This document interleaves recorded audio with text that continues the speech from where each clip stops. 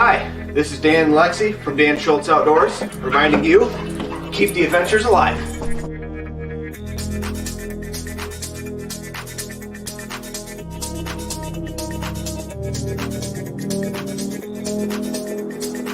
Hey y'all, I'm Johnny. And I'm Colleen. And we're the Keel Quest. And we want you to keep the adventures alive. Cheers!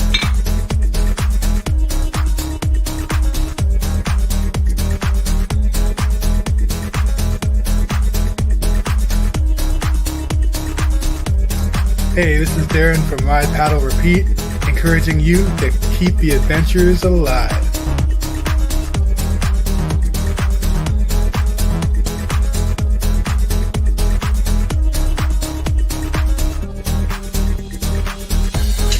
This is David from Beachley Ironworks saying keep the adventures alive.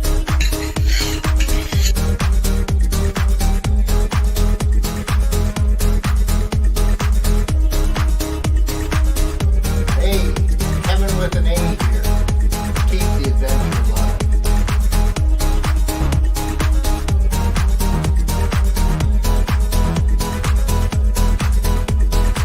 Hi, I'm Dan Mayotte. Keep the adventures alive.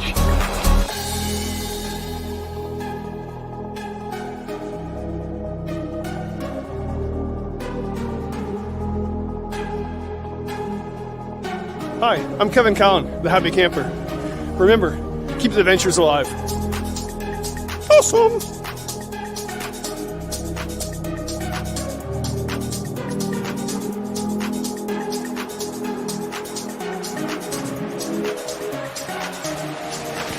Woo, buddy! Shug here! Keep the adventures alive. I am.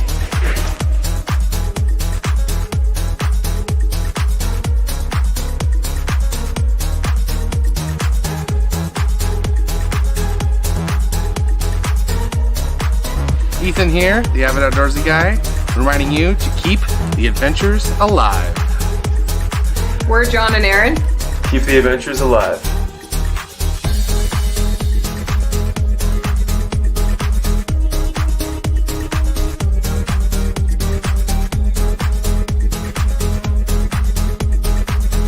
Hey everyone, it's Kylan from Lure of the North, and I encourage you to keep the adventures alive.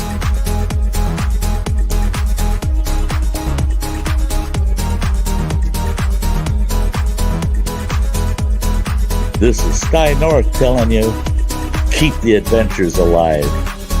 And now on with the show. Hey, happy Tuesday evening, everybody. This is Dennis from CANOEHOUND'S Outdoor Adventure Show, welcoming you to another Tuesday night episode of CANOEHOUND'S Outdoor Adventure Show. Tonight we're joined very briefly here by a good friend over here from, well, everybody knows who this guy is, right? This is Cousin Bernie over here. So say hi to Bernie. He'll be here for a little bit, just observing and taking in a bit of the show. At least for the introduction, he has to duck out. He has other commitments because he's on a meme tour, from what I understand. So, Bernie, thanks very much. Appreciate you coming over. It's good times. Anyways, I'm your host, Dennis, also known as Canoe Hound, and this is our weekly show. This is episode number 54 overall in the book. So not quite in the books, but we're getting there. Kind of hard here, eh? All this social distancing stuff, and got to wear masks because we're so close together. So, anyways, if for those of you that are here are new to the show, thanks very much for joining us. If this is your first time around, hopefully you'll see the benefit of the show and you'll enjoy what you see, and join us here every Tuesday night as we bring you some great guests. The mask will be coming off in a few moments, so it'll be a little easier to understand.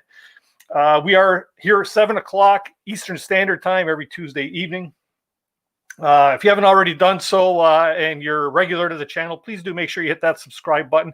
But even more than the subscriptions, if you really like the show tonight and what you see, please do hit the thumbs up. Give us a thumbs up. That's what we like to see in the show, is participation with that going on. So just want to get into a few things before we get into this week's guest. I'd like to start with a bit of news and updates as to what's going on with the channel. Last week's show was a fun one. We had Alex and Noah from the Northern Scavengers on the show, and got to learn a little bit more about their YouTube channel and some of their epic adventures. Learn a lot about them, and especially how they get to communicate, being so far apart, one living out east and one living here in the GTA. And it's a pretty amazing the way they could maintain a channel and coordinate their trips together, living so far apart, but they make it happen. They make it happen. And thanks to Alex and Noah, if you happen to be in the chat tonight, for joining last week. It was a great show. Talking about that as well, congratulations to last week's swag winners, Warren Williams and Kareen Gortz. They both won Canoe Hound Adventure prize packs, including some goodies from Algonquin Outfitters, and of course, some Northern Scavenger swag. So congratulations to you guys. Your packages from me have already been sent out in the mail, and I spoke with Alex, and he said everything was going out either today or tomorrow, as far as their end of the package is concerned. Once again, I wanted to throw a huge shout out and thank you to our channel members who, with your support, help make this channel all that it is. Helps offset some of the costs. And I see that tonight we actually do have a new channel member or a couple that I actually want to welcome. One, we have Jeremy Awala. Thanks very much for becoming a member of the channel. I see that just popped up now. And a little earlier on in the chat, we also had a new channel member, Woods Walker 711. I would ask the two of you if you could please drop me an email at canoehound@gmail.com. I'll throw that on here, just so I can get your email address and perhaps your address if your perks pertain to receiving decal packs or something along that lines. It just gets me back in communication with you. So thank you very much for your support. It's greatly appreciated. I'd also like to thank some of our business affiliates, those who help support the channel. First and foremost, Backcountry Coffee Company. I got to take the mask off. Breathe the other way, Bernie. Backcountry Coffee Company supplies me with my coffee each week. Keeps me jacked up for these live streams. And I just perked that one. It's hot. Okay. And then we've also got Kid Products, makers of the Kids Twig Stove and Reflector Oven. We've got Algonquin Outfitters, Great Signs and Graphics, and the Short Hills Beard Company, who tries to keep this scruffiness on my face looking pretty smooth. So that's all good. Thanks very much, guys. Much appreciate the support there. Just a couple more little things here before we get into tonight's guest. And, well, what's that? Bernie's got to take off. Bernie's got to take off so that we can get on with our show. Everybody wave bye to Bernie. Put a wave in the chat for him there, and we'll catch him maybe next time or on another show. You never know, right? So have a good night, Bernie, and poof, he's out of here. Look at that. Look at that. Now I can take this off, and that's why I wanted to get rid of him. So there we go. One more thing. We do have still a bunch of our iron-on patches from Canoe Hound Adventures and Canoe Hound's Outdoor Adventure Show. They are $6 a piece or 2 for $10. If you order the 2 for $10, I'll also throw in a decal pack. This sounds like one of those cool infomercials, right? You should see my nuts, right? Yeah. The slap chop, that is. Yeah. Anyway, so yeah, all this for $10 includes shipping. A measly $2 of that goes towards supporting the channel. All the rest goes into the cost of producing and mail these things. So I'm not making a ton of money, but every dollar helps to pay for things like the live streaming software, equipment to make the show look a little better. Hopefully a better internet service. Hopefully I got better connection tonight than I have in the past weeks, but we'll see how that fares out tonight. Once again, if you have any hot topics or guests that you'd like to see on the show, please do drop me an email at canoehound@gmail.com. I'll do my darndest to make it happen. We do have some great shows lined up for the upcoming future, and we'll try to continue to bring you quality content to keep you coming back time and time again. One last thing, if you do have any questions tonight, this is a very interactive show. If you're new to the channel, basically what we do is we like to field a bunch of questions across to our guests so that gets you participating in the show. All I ask that you do is in the chat over here, if you put the word question before your question in capital letters, that makes it more easy for me to identify because I'm a one-man show here. Sometimes they do get by me. Forgive me. I'm not ignoring you. It's just that it's very hard to keep up with the chat as well as conducting an interview and all the other things that go on post-production single-person thing here, right? So, but doesn't mean you can't get your voices heard. After the 8 o'clock hour, which is when we do our swag giveaway tonight, and we have a couple of bonuses with that tonight. basically, I'm going to give you the opportunity to come up here on screen. It's very simple. It doesn't cost you anything. I put a link in the chat. Click on the link. If you have a microphone and a webcam on your device, you're off to the races. Very easy to set up. So simple, in fact, that my mother and grandmother can do it, right? My mom has done it. So that's cool stuff. So yeah, easy peasy. Anyways, enough of my babbling. Let's get on with the show tonight. Tonight's guest is a YouTube creator whose videos are very professional looking, with great video and photography, along with some great editing. And I mean smooth editing. We were talking about that tonight in the green room. Couple that with his canoe trips, and it makes for an enjoyable watch. He's highly regarded by the likes of Joe Robinette, Sean James, the Bearded Woodsman, all these channels that we all enjoy and watch, and many others for the quality of his videos and his storytelling. So please welcome to the live stream tonight, Jason Irwin, Tumblehome, the new legend. The new legend. That's a thing. It's a thing now. It has gotten to be a thing for sure. How you doing tonight, Jason? I'm good. How are you, Dennis? Oh, you know what? Doing awesome. I got the mask off. I had a guest appearance by Bernie Sanders. Yeah, that's pretty funny. Wow. Yeah. So good to see Bernie have something to do. Part of the he's gaining popularity. Maybe he should be running for president. Eh? Yeah, I heard he made a whole bunch of shirts of that meme, sold them all, and gave all the money to the Vermont Meals on Wheels. No kidding. Yeah, that's awesome. That's awesome. Yeah, he's been a good guy. I don't even get into politics, but I think he would have done pretty darn good myself. Yeah. You know? Yeah. So, Jason, tell us a bit about yourself, man. You know what? I'd like to know a little bit more about the legend, the new legend, and that's going to be the ongoing joke. Not a joke, because you are. No, it is a joke, and that's that is the joke, actually. To everybody in the chat, I don't know if you've seen the promo video that he did, but it was an incredible promo video. It ranks right up there, you know, with the top promo videos that have ever been done for this show, including what I could possibly ever do, which is nowhere near what you can do. So I had to do something special. It's funny, we were talking about it before. I haven't your show. I knew your show existed, and it just kind of was on my periphery there, and I just didn't really ever kind of dive in. And then once, I can't remember how I got here, but ultimately I've been watching it a lot over the past couple of weeks, catching up, and I was like, why haven't I been watching this show? It's a really good. I was starting to think about getting into winter camping, so I watched that recent episode about all that. Anyway, I don't know. What do you want to know? What do you want to know about me? Well, just tell us about you. Who is Jason Irwin?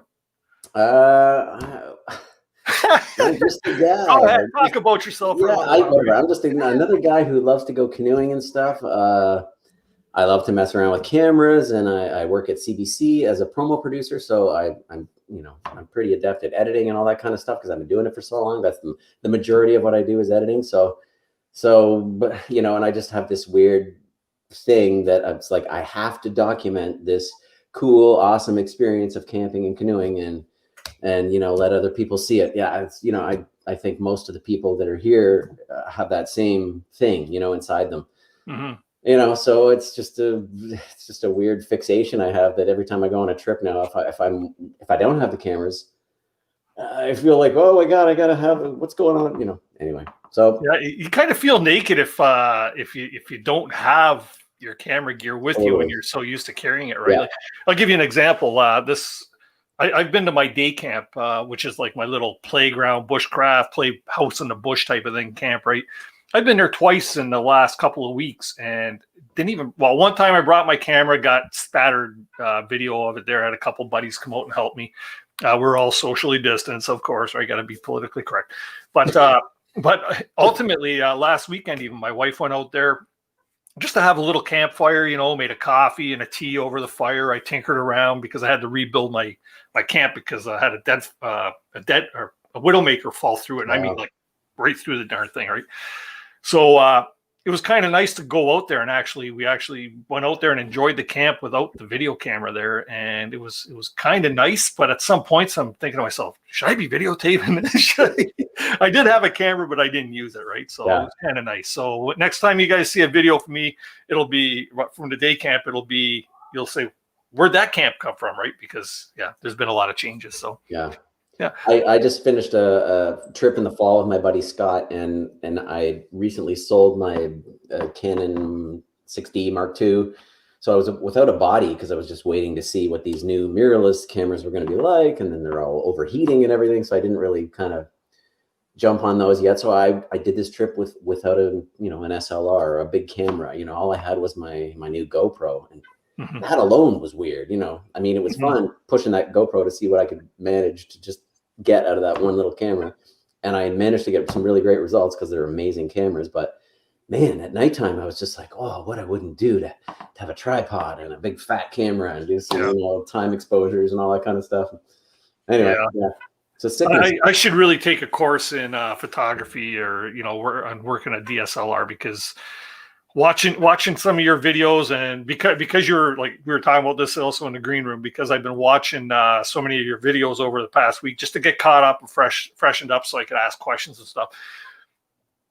Some of the shots you get just like blow my mind, man. Like you're very good at what you do. Thank you. It's some of those night shots where obviously time lapsed, long exposures where you got the stars and you see the stars moving through the sky, right? Yeah, that was some of the first stuff I did with that. I finally, the 6D Mark II has like a auto time lapse feature built in that when you're done shooting it, it builds the video for you, does all the adjustments for the slight moderation and light and whatever. Just technology is just bananas now. Yeah. Yeah. And what are you shooting with now? I bought the R6. Pretty happy with it so far. I haven't really had a chance to really kind of push it, but I've just, been taking pictures of the family and stuff out, walking around in the woods and whatnot. And the autofocus is crazy. I'm sure it's good on all the new cameras, but it's shocking how good it is. So yeah, I'm really looking forward to getting that out in the bush. That's an R. What brand is that? Canon. It's one of there's two sort of new mirrorless. They're basically SLRs, but they're not because they don't have the mirror.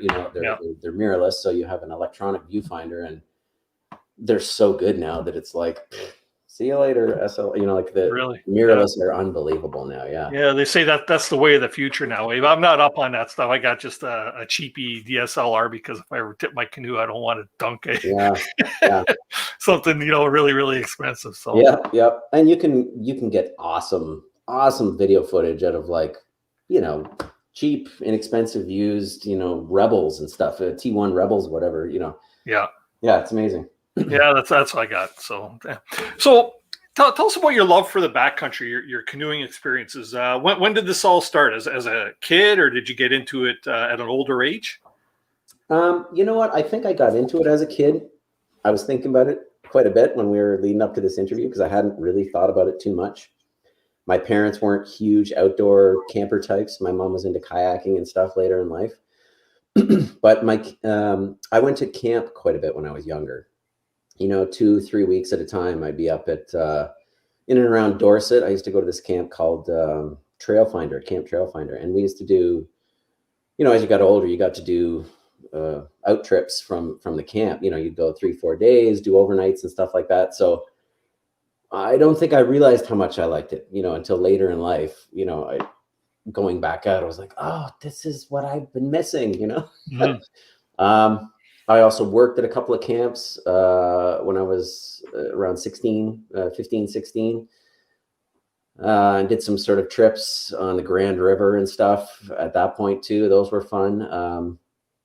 And then I kind of got out of it for a little while. Out of high school, I went into the Navy for 3 years, and then I kind of got out, went to college. And then when I went to college, I kind of reconnected with some old friends from my hometown. And then, the next thing you knew, we were heading up to Algonquin and then French River, and it just kind of took off from there. And that's when I started getting into cameras and all that kind of stuff. And, just before we got on the computer here, I was looking through some old photo albums, like film photo albums. Right. Algonquin, yeah, and just reminiscing. And hopefully one of my buddies, Scott. For the youngins in the chat over there, tell them what film is. No. Yeah. But anyway, yeah, so... I didn't really get into it till I was a little older, like say 21, 22. That's when I really started doing it, and I'm 50 now, 51.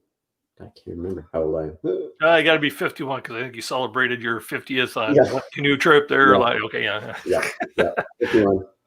After 50, you got to stop counting. yeah, I've done that. Yeah. So yeah, it's just weird. I just, I don't know. It's hard to explain. In those years when I was 22, 23 years old, going out with my buddies, I had a couple of experiences in the outdoors that were they were, like religious, and that was it. I was hooked deep after that. And I just constantly felt like, oh, I gotta share this with people, and because I was into photography and then ultimately video and all that kind of stuff, then it just, went from there. Yeah. Well, you know what? Here, let's get into a question right away from the chat here, because it was something along the lines. I was going to ask you this myself. Backcountry Paddler's asking, are you editing any trip videos currently? I've watched each of your videos about 5 times, probably 6 by the weekend. Yeah, it's kind of ridiculous. Like I only do, sometimes 1 or 2 videos a year, because I typically don't camp more than 3-4 times a year. So I am actually working on a video right now. French River trip in the fall with my buddy Scott, and I've been tripping with him since 30 years almost now. So yeah, working on that, and that's the one I was saying that I didn't have my big camera with me. So it's funny, I've been diving into all my some of the first videos I did were of the French River. So I used to have this old, I can't remember what it was called, this Canon, it was HD, crazy, it was huge. Nice camera, 20 times zoom and everything. But some of the first videos I did were with that camera, and I've managed to kind of save some relatively okay versions of those films, transferred over to digital from high tape or whatever they were on. And I'm going to interject that into this new film. I needed something more to put into this film. So this next one, the one I'm working on now is basically a love letter to the French River, for lack of a better description. Yeah. And you do have a lot of love for the French River too. Yeah. Right? We've talked about that before too. Yeah. Anyone who's been there will tell you the same thing. Yeah. Well, we'll get into that, because I actually, on the itinerary here, wanted to get into a couple of your trips there, or a couple of your trip videos more specifically. Sure. But I wanted to ask you, for everybody in the chat over there, when I bring on a guest, I always like to ask them to write up a bio about themselves and send it to me, so that I can get to know a little bit more about the person before I conduct one of these shows. Plus, it helps me generate some questions. And I noted the one thing on there about I think you said, what was it, your bachelor party type of thing? You went on Maple Mountain Loop. The stag trip, yeah. The stag trip. Tell us a bit about that one. It's probably one of the best trips ever of my life, anyway. That was 1999. Me and 4 others, maybe 5 others, did in Hap Wilson's book there, it's referred to as the Maple Mountain Loop. Yeah. I love seeing everybody bring these up on your show. There's so many versions. There's my tattoo right there, actually. Anyway, I remember getting that book and, going to MEC. I found that book. I was like, okay, I don't want to do like a regular stag party, like enough with the strippers already, But I was like, you know what, this would be fantastic. And it was. We went for a week, and yeah, it was amazing. We camped up on Maple Mountain, and 7 days of like, I had never seen anything like Temagami before. That level of rugged backcountry stuff. I'd been to Algonquin a bunch of times, but most of the portages are pretty smooth and subtle compared to, say, some of the stuff you get into up in Temagami. So that was a bit of an eye opener. And, I haven't been back there a lot, but I think I've been back there twice. And oddly enough, just because it's so much fun, both times went back to, I think they were like shorter 4 or 5 day trips, where we went to Maple Mountain, went up there, camped for the night, come down. It's just so much fun to get to wake up on Maple Mountain and watch the sunrise from up there. It's outrageous. And you used to be able to climb up on the tower. I don't think you can anymore, but I've done that loop twice. First time we went up, we were able to climb the tower. Second time we went, they had the ladder basically cut off at like 20 feet up, and then they had it blockaded as well. So yeah, it was, and that I think the last time I was there was just before, I guess, some guys went up there and graffitied the top of the mountain with cans of paint and like, you know, we were here, something stupid like that. But yeah, so, but you know what, that book that you have there, if I ever pop over your place for a beer, hide it, man, because I'm going to steal it. I burned through one of them, that exact copy, and then I bought another one, and I lent it out to a buddy, and he burned through it, and he replaced it with the newer version of it. So that version there, if I can get my hands on one of them, if anybody has one they want to get rid of. Funny, I was dumb enough, like I didn't realize that this book would be so valued to me that I went and wrote in it, you know, just to remind myself. What an idiot. Yeah. You know what, that's what they're for. That's what they're for. They're not collectors items. Well, they can be collectors items, but they're there to be used, right? And that's so I had to ask about that trip because, like I said, I've done it a couple times, including that one portage that goes from, what is it, Anvil Lake, I think, over to, it's like that 2,600 meter portage. Boulders, just big boulders. And yeah. So yeah, fun trip. So anyways, we'll get into a few of your videos here. I know Karma Moose and Redemption Trout has probably, I guess, a pretty special place in your heart. I rewatched that one again this week, and it's amazing if you rewatch some of your videos how you can take out more the second time you watch it. Yeah, like, you know, you start watching for different things. Yeah. That trip was a pretty unique trip for you guys. First off, it started out with the Karma Moose, right? Yeah, that was really funny, actually. Yeah. Like, hey, let's go check out this moose. Oh, thankfully the moose is showing us that we're morons and missed the turnoff. Yeah. And that was quite literally the case. Like, that was your turnoff. Yeah. Totally. Yeah, we blew. Well, whatever. I'm sure we would have noticed eventually, but yeah. You know, we blew right past it, and there was a little moose just down there in the weeds and whatnot, and we're like, oh, hey, let's go check that thing out. So we got out of the car, started to take some pictures, and then the moose started ambling down this gravel road off the highway, you know, off 60. So, hey, let's follow it. Maybe we can get some more pictures, you know, and then we realized, oh, this is actually our turnoff. So, yeah, that was the Karma Moose. I don't even know what that means, but if you watch the video, you know that at the end, Scott and I are, you know, hamming it up in the canoe, smoking a cigar and talking about what we're going to name this crazy video. And we're like, well, like, yeah, anyway. Yeah. And then the Redemption Trout. Well, we know how that ended, but, you know, we won't talk too much about it because anybody over there in the chat that hasn't watched it, check out Jason's channel down below. We got it in the description. You'll want to watch his videos because just from an editing standpoint, from a quality of a trip standpoint, from you're a great storyteller. Thank you. Your narration over your videos is like bang on, right? Yeah, making that video was like a bit of a leap for me because I'm a bit of an introvert. I'm not all that great in front of the camera typically. So just kind of put myself out there and talk about some of those things and those feelings and sort of stuff. It was like this big thing. I just remember going to hit that send button, you know, when I finally finished the video. I'm going to publish it on YouTube, you know. Yeah. That was like 8 or 9 years ago too. It was quite a long time. Yeah, I got here. It says I wrote down this video is 8 years old and still going strong for you. And I know it has a special place in your heart. Yeah. Yeah. No, thank you. It's just one of the things that I can't understand it myself actually, but I just feel so strongly about it. It's like I said, I've just had some experiences out in the bush that were just so amazing, you know, that you just you can't help but say, I wish everybody could do this, you know, and then they might have a different take on, you know, the natural world and what it means and all that stuff. Yeah. Right. Another question here in the chat that's pretty interesting too. And I was thinking of this, and you actually mentioned this in the green room too. For each minute of the video, how much time do you edit? I don't know what the ratio is, but it is surely ridiculous. There are people who produce videos as good as mine for sure in a tenth of the time.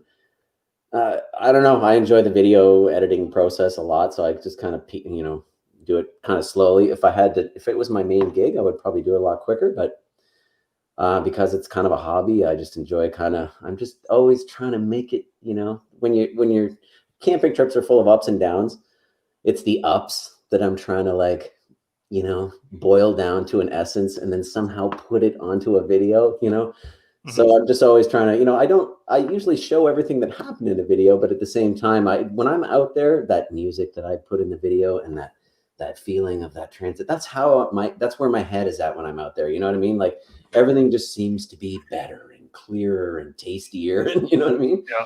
So I don't know. I that's what I'm trying to do with those videos. I'm just trying to make people get a taste of what it's like. And that, you know, there's a lot of people who are really, as you know, there's a lot of people who they wouldn't even think about going to the backcountry or getting in a canoe or sleeping in a tent at night, or they're scared about bears or whatever it may be.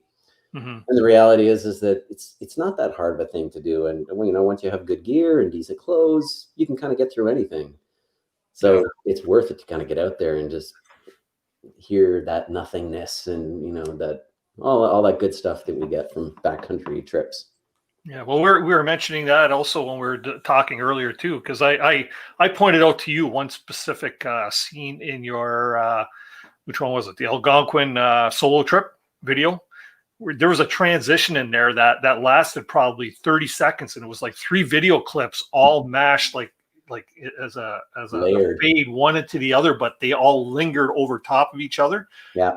I thought that was freaking genius. I thought it was genius. I'd never seen that before, right? And it was like, I went back and I watched it a couple times because I was kind of like, that is freaking incredible. I would have never ever thought to like, you know, my transitions are like a 2-second transition slide or 1 set, like to make it fast and motionless, but with the music that you had going and then that scene, you guys got to watch the video really to understand what I'm talking about. Yeah. But yeah, genius. I typically I'm against using dissolves in general. You know, I'm just cuts. You know, cuts are the best way to go typically. But sometimes a long dissolve or a long fade can be a very creative or useful, you know, tool. You know, it's telling part of the story. You know, the feeling, the motion, or the emotion, or whatever it may be. But yeah, I mean, that one was, you know, depending on what you put in your coffee in the morning, that's what it can be like. Sure. Now there are going to be 50 content creators over there. Hey, their next video, you can see these long 30-second fades, right? Just so you know, like I probably spent a day or two doing just that little sequence, that little shot, you know, because it wasn't just 3 shots all dissolved on top of each other. You know, some of those shots had masks on them that were slowly moving, or, you know, letting some things come in at the right time, and, you know, trying to do like 3 or 4 layers on top of each other and kind of keep things balanced visually and stuff, you know, whatever. It's fun. Does a lot of that skill come from your work, like working for CBC? Like you said, you're a promotions manager, or not a manager? No, I'm a promo producer. So okay. I mean, mostly what I do is editing, but we do a bit of everything. We write and concept and direct talent, sometimes shoot, depending on what's going on. But most of it's editing. You know, most of the time you're condensing down existing material from shows into promos, you know, or whatever. Not unlike doing a camping trip video, really. But sometimes we're also shooting stuff, writing stuff, you know, whatever. So yeah, I do a lot of editing at work. So that's maybe why I don't get as much done at home, because I'm kind of sick of editing sometimes, you know. You lose that creative flow sometimes. Don't want to necessarily have to bring your work home with you, right? Yeah, that's cool. Where is it here? There was another good question here, but Matt Hahn was asking, do you prefer solo trips or going with friends? Which friends? And all those friends are laughing right now. It's funny because I mean, most of my early trips were, of course, with friends, like most people. And then once you do a solo trip, and maybe it's not the same for everybody, but when I did it, my first solo trip, I was just like, wow, this is awesome. You know, you just not having to, I don't know. It's something about the lack of shared decision making.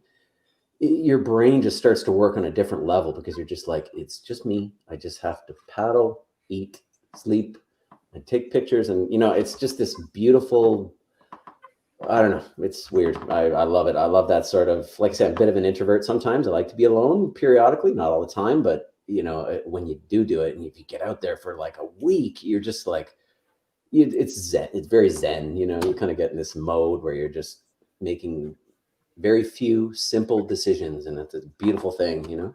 Mm-hmm. Yeah. Well, what's Scott like when you're out there? Him knowing that you're going to be shooting video and stuff, is he cool with it, or is he like, get that damn thing out of my face? Like some of my buddies when I go on canoe trips. It's pretty good, and I hate jamming cameras in people's faces because I'm not very good at it, which is why you don't, even when I'm with friends, sometimes you don't see a lot of them in it because I don't like to be too crazy with it. I try and engage their like or dislike for it and go from there. He's great. He puts up with it. I mean, it eats up time, but that's fine because he likes to fish and hang out and, be a little more relaxed. I try not to go on trips that are too strenuous time-wise. Like I'd like to leave time in the schedule to just kick back, relax, shoot photos, go fishing, whatever, as I'm sure a lot of people do. So it's fine with him. He takes it all in stride, and he's pretty good in front of the camera, and he's a bit of a character. So I'm hoping he'll come on tonight. I think a couple of your videos, he was actually shooting video as well, too, right? Yeah, totally. Was that more in your earlier, some of your earlier stuff? Yeah. I'm actually waiting for footage from him from our last trip. He still has an older GoPro 4, so it'll be shaky footage. We were joking about that quite a bit, but yeah, he does. He likes to film stuff too. So how do you deal with that stuff when you do get those shaky shots and it's a shot that you go, oh, I really need it in there? Do you still sacrifice it, or do you try to wedge it in? Oh yeah, I'll try and use it if the material is good and it adds to the story or the feel or whatever. For sure. Why not? Yeah. I mean, it's the new I was talking about this with Alex, I think, on your previous show there a fair bit, but the new GoPros are they're so awesome. The stabilization on them is so amazing. Like, it's a game changer. Absolutely a game changer. Where I was always on a tripod or always trying to just like lean up against a tree and hold the camera there, so because I can't stand shaky footage. Yeah. Do you use a gimbal at all, or were you using a gimbal at all? I used to use like an old school gimbal, like totally mechanical one, like a Super Glide 2000 or something. I brought it a couple times, once to Algonquin and once to the French River. It just weighs a ton. It's a little bit finicky. It's hard to get it balanced. The new gimbals, the totally motorized crazy gimbals, like I can't remember what they're called, but they're amazing. Like they really are kind of cool. And you can put a big fat camera on top of those and get really nice smooth shots. But man, when they call the stabilization on the GoPro a gimbal killer, I mean, it's maybe not completely a gimbal killer, but it's pretty close. If you have one of those new GoPros and you're relatively stable with your hand, it's rock solid. It's amazing. I've got the Hero 8, and before that I had the Hero 3, and there was no image stabilization back then at all, right? But the Hero 8 there is pretty darn good. I don't know if they made any improvements over that with the Hero 9. Yeah. And to your point a little bit about like footage and whether you kind of get a crappy shot or it's a little weird. Sometimes I'll put my pole and put the camera from behind me or whatever, and I'll get the footage back, and it's like the horizon is on like a 30-degree angle. But the beauty of the 8 is that you can shoot in 4K, and most of the time we're still posting in 1080. I know it's starting to go 4K, but if you have a 4K image, you can just go, zoom in a little bit, and boom, everything still looks beautiful in HD, and so I did that a few times on this latest one that I'm working on. Things are just slightly off, and that's the other thing that sticks in my craw is like a bad horizon level. So I'm always leveling things out. And man, if you have 4K, not only can you just kind of correct the horizon level, you can kind of slowly push in, move around in a shot, and or slow pullbacks or whatever. Just little things. Gives you a wider field of view for sure. Yeah, more options. Somebody was asking what editing software you're using. Right now I'm using Premiere. I actually have it through work, thankfully, so I have the whole package, and it does work pretty well. I typically cut on Avid. I've used lots of editing systems over the years, Final Cut and the old Premiere, and now I'm kind of back on Premiere, and it's good. It's pretty creative. It's fast. It's fun. It's a good program, yeah. PC, Mac? I'm on a Mac with Premiere. Okay. Which seems to work pretty well. Cool. Although I'm getting to that point where my old MacBook Pro here is nearing it just can't handle 4K. So things get choked up, and there's nothing worse than sitting there while you've got some creative flow going and you're waiting for stuff. I have a very interesting video coming out probably within the next month there of the demise of my my MacBook Pro and its final. We'll just leave it at that. Did you freak out? Let's just see. Yeah, pretty damn much. Oh yeah. So now I, you know what, my kids bought me a MacBook Pro about maybe 8 years ago, 10 years ago, and I hated it from day one. I'm just not a Mac guy, right? I'm an Android PC kind of guy, right? And now I got myself a nice PC here, and I'm all happy. So I can navigate my way around this one better. Whatever works. I'm not like a Mac nut or anything. You know, I've got a bit of both. I actually edit on a PC at work, and my phone is a Samsung. So you know, hey. You got her all mixed up, eh? Yeah. Tina's asking, now that your kids caught you staring at the wall, what trips are you dreaming of? Oh, yeah, funny. Oh, man, trips. I've had a hard-on for the Nahanni forever. I just have to do that river. I don't know if you guys have read this book. I know some people have. This book is fantastic. It's probably my favorite outdoor book. By this guy named Patterson, and it's kind of busted into 2 or 3 parts. It's about when he was there in the, I think, early 1900s. Anyway, reading that book, he's so descriptive, and the way he kind of lays things out, it just leaves you just dripping with like, I gotta go see that river, you know. And then when I went back and I was watching your shows, and I think it was Jim Baird talking about him and his brother going there on an unguided trip when they were in their early 20s, and it was like, that's insane. That's totally crazy, but it's them. That's perfectly them, you know. Yeah, those two guys were always in beast mode. I don't think anything would hold them back. Right? Yeah. It's fantastic. So glad to see him start to get some views. You know, I just was on his channel today, and I noticed he has like 1 million views on his 14-day, you know, like the sort of combined 14-day Yukon trip. He put it together as one 4-hour video, and it's got over 1 million views now. I was like, yes, that's awesome. You know, that guy, he deserves it.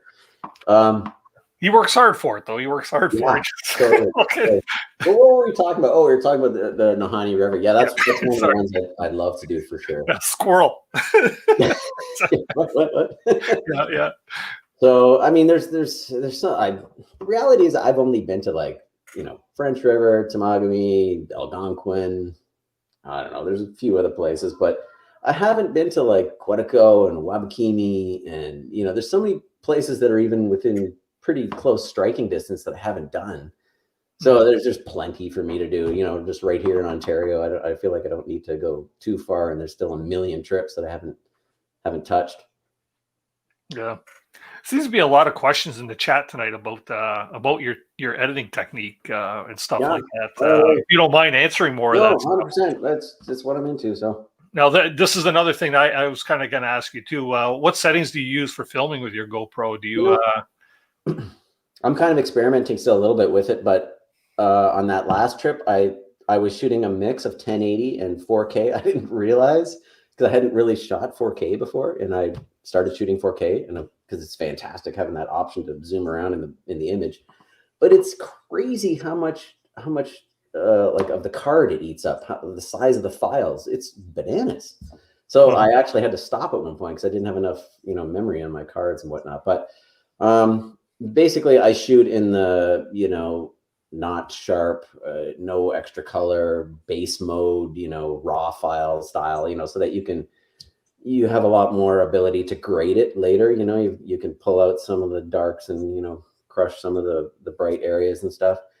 Because I pretty well do that for almost every shot in my videos too. If the sky's really bright, I'll try and bring it down, and vice versa. You know, I like to grade my shots as much as possible just to kind of make them look how I see it, you know, and how you might see it when you're there, kind of thing. I put the audio, I just leave it on the wind mode. You know, I mean, I know it's not the best sounding because it kind of crushes it and EQs it a little bit, but you'll almost never have bad audio. I mean, GoPros are, you know, notorious for crap video or audio. Horrible audio. But the new ones they're good enough, you know. And if you leave it on the wind mode, I didn't have anything that wasn't usable, whether it was windy or I was banging the canoe or whatever. There was enough there that I could kind of pull it out and massage it a bit if need be, and get usable audio out of it, you know. And it's funny, you know, for years, it's funny we talk about audio and stuff. When I used to shoot with a 5D Mark II, fantastic camera. I wish I hadn't sold that and got the 6D. But anyway, and they have like just probably the same on the even the cheaper Canon SLRs. They have like a tiny pinhole mic on the front, and you just look at it and you're like, that's gotta be the worst thing ever. It was fantastic. That mic was great. And I used to take a little piece of fun fur or something and kind of tape it around that little section just so that I had a little bit of a windsock in front of it, and that was a beautiful mic. It was amazing. The audio I got out of that camera. So I do have one of those little Rode mics that you can attach to the top and plug into the external mic thing. But for the most part, probably particularly with the newer cameras, that little onboard pinhole mic will get you the audio you want most of the time. Yeah. Little tip for everybody out there that uses the, I guess it's the GoPro 7, 8, or 9. It's notorious that a lot of people will try those underwater shots and, get the really nice shot of the fish release. And then you could tell they've done another shot almost immediately after because the sound is all garbled. And the reason that is because that pinhole mic has a little drop of water in it. Before you do that shot, give it a couple of shakes to clear that mic port out so that you get clear audio. I learned that myself on one of my trips this year. So here's another one with the GoPro, and I'm sure some people know this. Maybe some people don't. But if you're going to be dunking it under the water and then bring it back up, like if you just dunk it on the water and then kind of bring it back up, quite often the water droplets will really congeal in weird spots and kind of blow out entire quarters of the image or whatever. Just lick the screen, give it a couple of licks, and the same way that you might spit in your your goggles on snorkeling or whatever. It's the same kind of idea, because when you pull it back, if you've licked it and then you do your underwater shot and then you pull it back out, usually the image is clean. The water just kind of runs off and there's a little film there, but the image is good. So it's a little trick. Now, I notice a lot of your shots, and I really started noticing this. It was on your Spanish River trip where you had the shots set up behind you, at the back of your canoe, and you're on a pole system. Were you using a 360 camera on that? No, those things are just awesome. I kind of wish I had one, but I wasn't. That was just a regular GoPro. Really? Because there were some shots, and it was eliminating the pole too. Or did you edit that out somehow? It wasn't eliminating the pole. I mean, maybe it was just like a visual thing. I didn't mask out the pole or anything like that. I'm just wondering, maybe it was because I was in the shot. You know what I mean? Like maybe you just didn't see the pole because it was just the camera here, but behind me, or whatever. It's a very thin pole. I typically use I've got like a 4-foot, hollow aluminum pole. I got it from the dump, but I know you can get them from Home Depot. They're not that expensive. And then I just kind of mount it rigid to the back of the canoe. Actually, you know what? On the Spanish River trip, though, I didn't have any of my regular mount set up, so I can't remember how I mounted that one. It might have been on a paddle. Oh, no. On that trip, I had like an extending window washing pole, I think. Okay. Yeah, and I just kind of tied it into the boat so that it was standing up. A lot of people ask me about that. That's why I'm kind of going on about it. And I actually put a little thing about it in my last video, but tons of people ask me, how do you mount your camera? How do you mount your GoPro? The simple answer is it's just a rigid pole at the back or the front, that's roughly at eye level. And that's it. As long as you can kind of get it really rigid, then the camera will be rigid and the canoe makes a good stable platform. And particularly with the stabilization, like the stabilization system looks for the horizon. The beautiful thing about that is when you mount those new cameras on a pole, the horizon stays level and the boat moves. So you literally see what's happening with the boat and the paddlers, but the image is steady. It's just so amazing. I love it. Yeah, and then you've also used it in different configurations too across your port, sticking out way out to the side, so you're getting a full-on outside looking in view of you paddling or something. Yeah, I don't like that one as much, but yeah, it is kind of a fun angle to kind of shoot sometimes. Yeah, so pretty ingenious ways of mounting, that's for sure. And that's what makes so many videos from so many different creators unique, is getting the shot that's not the ordinary up to your eyeball shot, right? Yeah, you're getting different perspectives, the low level shots, the high level shots. It all makes a difference. And I mean, it's completely understandable, and this is one of the things I talked to on and off. I've talked to Joe Robinette kind of on and off for years. He got a hold of me, like, or got in touch with me after he saw Karma Moose. And he, at that point, he had like, I think about 5,000 followers. We didn't speak on the phone or anything, but we were just kind of going back and forth with messages. And he was just, he was just wanting to learn and figure out how to do stuff. And he loved my videos and stuff. And his videos, like everybody's, including mine, were kind of, they were pretty amateur when he first started. And he knew it, and he wanted information. So he was asking me questions. And that was one of the things we were talking about, is just, tripods, mounting cameras, and it's just that thing where everybody seems to mount their camera, or a lot of people seem to mount their camera on one of those little flexi arms, and it's off the thwart or somewhere down low. So all you see is like blown out sky and, someone's big fat chin, and it's like, it's okay. It's fine. You still get the message across, you talk, you do your thing. But it's just so much nicer if you can see where the person is, like you can see what they see, or you can at least see what's behind them. And, it adds something to it. I don't know what it is. Mm-hmm. Yeah. So being a producer, what's it like being in front of the camera? I'm usually not that comfortable with it. Yeah, that wasn't my question. That was one of the people in the chat there. Sorry. Yeah, this is fine because it's just one other guy I'm talking to. Yeah, right. Yeah, I don't know. I probably seem like I'm pretty comfortable in the camera, but man, if I'm shooting something where I'm the focus, I'm like a lot of people and just kind of put on a terrible smile and. Well, you have a sense of humor out there too, and that helps in a lot of your shots. A lot of times you look at the camera and crack a quick cold joke, right? So yeah. A little one-liner. I probably feel the most comfortable when I'm alone. I mean, that's just what I think I even said in that September solo video. I think at one point I was talking to the camera and saying, I don't know what I'd do without my cameras out here. It's one of those things where it's like, I don't know if I would enjoy solo tripping as much if I didn't have, what I knew to be a future audience there with me, Mm-hmm. Yeah.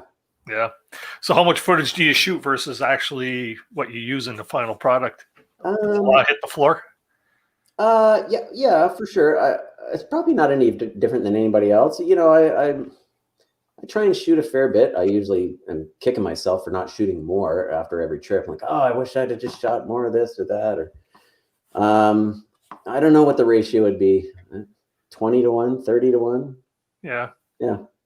And when you're shooting, do you shoot with a plan? Like, do you kind of have a storyboard for what you're doing, or it's just like off the cuff? And yeah, no, not really. I mean, it's not that I wouldn't do that in the right situation, but whatever, trips are trips. You don't know what you're gonna get into when you're out there, and I usually just kind of shoot as much as I can. I think everybody does this. You just shoot as much footage as you can, and then when you get back, you kind of lay it all out. You do a string out. You kind of watch it a few times, and you think to yourself, okay, where's the, what's the crux of this? Was there an arc here? Sometimes there isn't. Sometimes videos just don't really kind of have anything. But that the whole Karma Moose, that was amazing because it just, the whole thing about trying to catch that fish and everything. That wasn't really the thing. It just, that's what we were doing. We were going out. Scott likes to do fly fishing. And then he was getting skunked early on, and so that became this funny joke. And then all of a sudden, he nails that fish in that awesome little pool near the end of the video. And it just was like, okay, this is it. So at that point, I was like, okay, I'm going to make this video. It's not like I was lying or something, but that wasn't the focus of that trip. But it made the story nicer, and it made it a better watch, to talk about those fish. Cause that's a pretty coveted resource. We have those natural brook trout that are in Algonquin. That's a rare, awesome thing we have here in Ontario. Yeah. The look on Scott's face when he finally hooked into that one there, he looked pretty elated, right? You can imagine the amount of ribbing that I was, laying into. Behind the scenes. It looks like noodles again tonight. Yeah. In that video, I really like that. You go, oh, so nice not to be eating the regular blah, blah, blah. Tonight we're going to have some nice, fresh, out of the bag anyways. Yeah. Well, those are, like you say, those are things that are just kind of, they're constructed a little bit afterwards. But, yeah, that's kind of storytelling a little bit, right? Makes it a little bit more fun, more watchable. And that's funny because that was the sort of reality at the time without me even knowing it. You know what I mean? Like that was the story forming itself. So anyway. Oh, that's cool. That's good stuff. So let's get into a little bit maybe about the French River and your passion for that area. I know you've done a couple trips out there, and it's something that's been on my list for a long time. I don't know why I haven't done it yet. I've never paddled the French. I've been all around that area, right? I was up in the Naganash area this past summer. I go as far as Sudbury or north of Sudbury.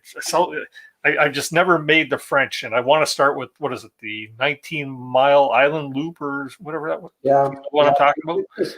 There's a million trips there. The beauty of that place is that you don't really need to, of course you can do a loop and try and do a specific route or whatever, but it's just one of those places where it doesn't matter where you go. It's easy to explore, because there's, as you get closer to the bay, there's less and less vegetation. So you can just kind of explore, and all that smooth flowing ancient rock. It's just the eye candy there is hard to beat, And whatever, it's got a big history. It's a heritage river, and even beyond, the fur traders and whatnot, there's another 8,000 years of history of the original peoples of the area, which we don't obviously know too much about. But yeah, I mean, that you can just imagine that river system has been used as a waterway forever. That's a mode of transportation and industry for. Is it pretty evident by the campsites, by any portages you're taking? Is it pretty evident that it's had probably hundreds of years of foot traffic?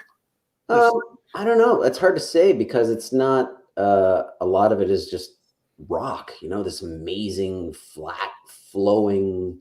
Beautiful swirly rock formations as you get, in Georgian Bay in general. But some of the stuff you see as you head into, to the bay from, if you head from Hartley Bay to anywhere, the western outlets, the main channel, the Pickerel River outlets, it's fantastic. I couldn't, say enough about it from a visual standpoint, and I've showed a lot of it in my videos. I could just go there and shoot video and photographs all day long. It's just amazing. Yeah. But yeah, you do see remnants, of course, of the logging industry, like the steam things from the alligators and all that kind of stuff. Scott and I ran into one at the Dellis Falls. Big, huge steam unit. It was amazing. I just finished editing a piece of that the other day. That's sort of when we came across it. We were talking about what it must have been like back then to kind of just be working these things. And they were just essentially these huge sleds that they would put tons of logs on and then drag over the land, with massive winches and stuff, run by these huge steam generating units. And anyway, it must have been something else. Yeah. Just really quick here. First, I got to ask, how's my video quality been on your end? Good. Has it been good? Good. It's much better than so far, so good. Like I say, I'm still not super confident. I just want to let everybody know that we're coming up on the swag giveaway time. I'm going to. You go ahead. Yeah. Okay. We'll take care of that now then. But I've also just posted here. Let's try this. Holy cow. I need a tech crew behind me. I just posted the link. If anybody wants to pop up here and ask Jason or myself or get involved in the conversation for a bit, I just ask that keep it to one question, maybe a follow-up afterwards. And depending on how many people we actually have in what I call the green room down below there, I could see people popping in there. I'll have to excuse you or maybe bring you back in or something like that. But please come on up. It's very simple. Click on the link if you have a webcam or a microphone on your device that you're watching through. It's as simple as clicking that link, selecting your camera, your microphone, putting your name in, and enter the studio, and I will see you down below. And it's very easy, simple, doesn't cost you anything, and it's a great way for you to get involved and ask Jason any questions that you might have. I see we've got somebody down there already. So, Mark, I see you down there. I'll have you up in a minute. But in the meantime, we're going to get rocking here on the swag giveaway for tonight. As usual, okay, we'll be giving away a CanoeHound Adventures prize pack, which consists of one of our patches, a decal pack, a couple pieces of Algonquin Outfitters swag. And also, due to the generosity of somebody that I believe is in the chat tonight, Brian J. He contributed last week, bought a couple decal packs for us to give away, which we did on the show last week. Thank you very much for that. But this week, Brian said he wanted to give once again. So included in this week's swag giveaway, the winner, it'll all go to one lucky winner, will also receive either a Canoe Hound Adventures t-shirt in your size, or a Canoe Hounds Outdoor Adventure Show t-shirt in your size. The winner, I will contact you. We'll go over all the details there. I'll get the shirt ordered, and I'll have it shipped directly to you. And, of course, the other prize will come to you by mail like it normally does. So the question for tonight's swag giveaway is, let's see here. So this is really good for those of you that were here from the very beginning of the show. If not, you could always go back and check it out to get the answer, because you have until Saturday to email me your answer. So first off, the answer needs to be emailed to coasprize@gmail.com by Saturday at 11 p.m. And tonight's question is, who is my sit-in guest at the beginning of the show? Like I say, if you missed it, just go on back. You'll see, just watch the replay. Who is my sit-in guest at the beginning of the show? I'll leave this on screen for a couple minutes. And whoever, of all the people that send me their correct answers, please don't put it in the chat over there. Okay, this is a skill testing question. You got to get that over to me. But who is my sitting guest at the beginning of the show? He's been very popular over the last week and a half there with a bunch of memes, and that's all I'm going to say for a hint. You have to go back and watch if you missed it. Anyways, we got Jason back. Good luck to everybody who is entering, and the winner will be notified by email. So, welcome back, Jason. Beers? We're gonna rock some beers. You know what? I should have done the run myself, but I can't. I'm hosting the show. So. I need to have one just to kind of loosen my lips a little bit. That's all right. That's all right. All right. So we do have somebody in the basement here. Maybe we could get them into the conversation. Maybe talking a bit more about the French River trip, your Spanish River adventure. Anything. Yeah, anything. Right. So first person we'll bring up on camera is Mark from the OG in the Canoe. How you doing tonight, Mark? Good, you, Dennis? How's it going, buddy? Good. Thanks for popping on. Appreciate it. Yeah. Nice to meet you. Meet you, I guess. Virtually meet you. Yeah. Yeah, pretty much. Have we chatted before? There's so many people that I've talked to online that, of course, I don't know the face and remember half the names and the channel names and whatnot. Have we talked before on like? We've actually talked. You've actually commented on a couple of my videos, which I was like, as Dennis calls it. Oh, yes. You had some like really great moose encounters. Yeah, there's a couple of moose encounters, but I think the video that really, I was like, oh my God, Tumblehome just commented on my video. It was when I first got my Swift Cruiser. And you made a comment on that, and I was like, oh my God, it was great. No, don't do that. No, but seriously, because I really enjoy, I enjoy the balance between your filming and your character. Like, like being a YouTube creator who's relatively new, I'm trying to find that voice. I'm trying to find that, what's my, how do I want to present my trips to people and stuff like that. And I've watched your videos from, from the time I kind of found canoe tripping like 5 years ago. Right. And it's like, I'm like, he's got this perfect balance between these gorgeous shots and his character, which is a little bit like mine, which is more like mine is more subdued in my videos, but you have like this comedic flair to it, like. Yeah, it's definitely different for everybody, right? Like, how comfortable people are in front of the camera, like some people are like, I can't stand Joe Rogan. He just talks all the time. It's like, well, that's the beauty of him. He's a super relatable guy who can pull that off. I know that I'm not that guy, and I kind of have to edit half my, bad mistakes out of there. Yeah, and whatnot. yeah, So that's good. I sit here and I'm like, no, can't put that in. No, yeah. can't put that in. I look like an idiot in that shot. Yeah, and some people are comfortable showing that stuff. Some people aren't. And that's some people's strength to show that stuff. And some, it's like, whatever. It's actually funny. You mentioned before being a bit of an introvert, because I had a slight conversation with Kevin Callan about this. And he said he also was an introvert when he was younger. And I find a lot of the people that do this YouTube thing, especially the people that do canoe tripping, we really are introverts. Yeah. We kind of like, we keep to ourselves, and we're but then we get in front of the camera, and it's kind of like, it's the complete opposite of being an introvert. You're kind of sharing yourself with all these people. And, although I don't have a ton of subs on my channel, there are still people that can go on like at any time and just click and say, hey, well, Yeah. It's totally worth it. Like, as someone who doesn't, have a ton of friends or socialize a ton, it's a nice thing to be able to kind of do these videos and then like kind of post them and then talk to people about, a shared experience that you both like afterwards. And, it's just, that's the beauty of technology, right? All this stuff is just new and crazy, but, at our fingertips. Yeah. Mm-hmm. So I will ask you a question. Sure. Yeah.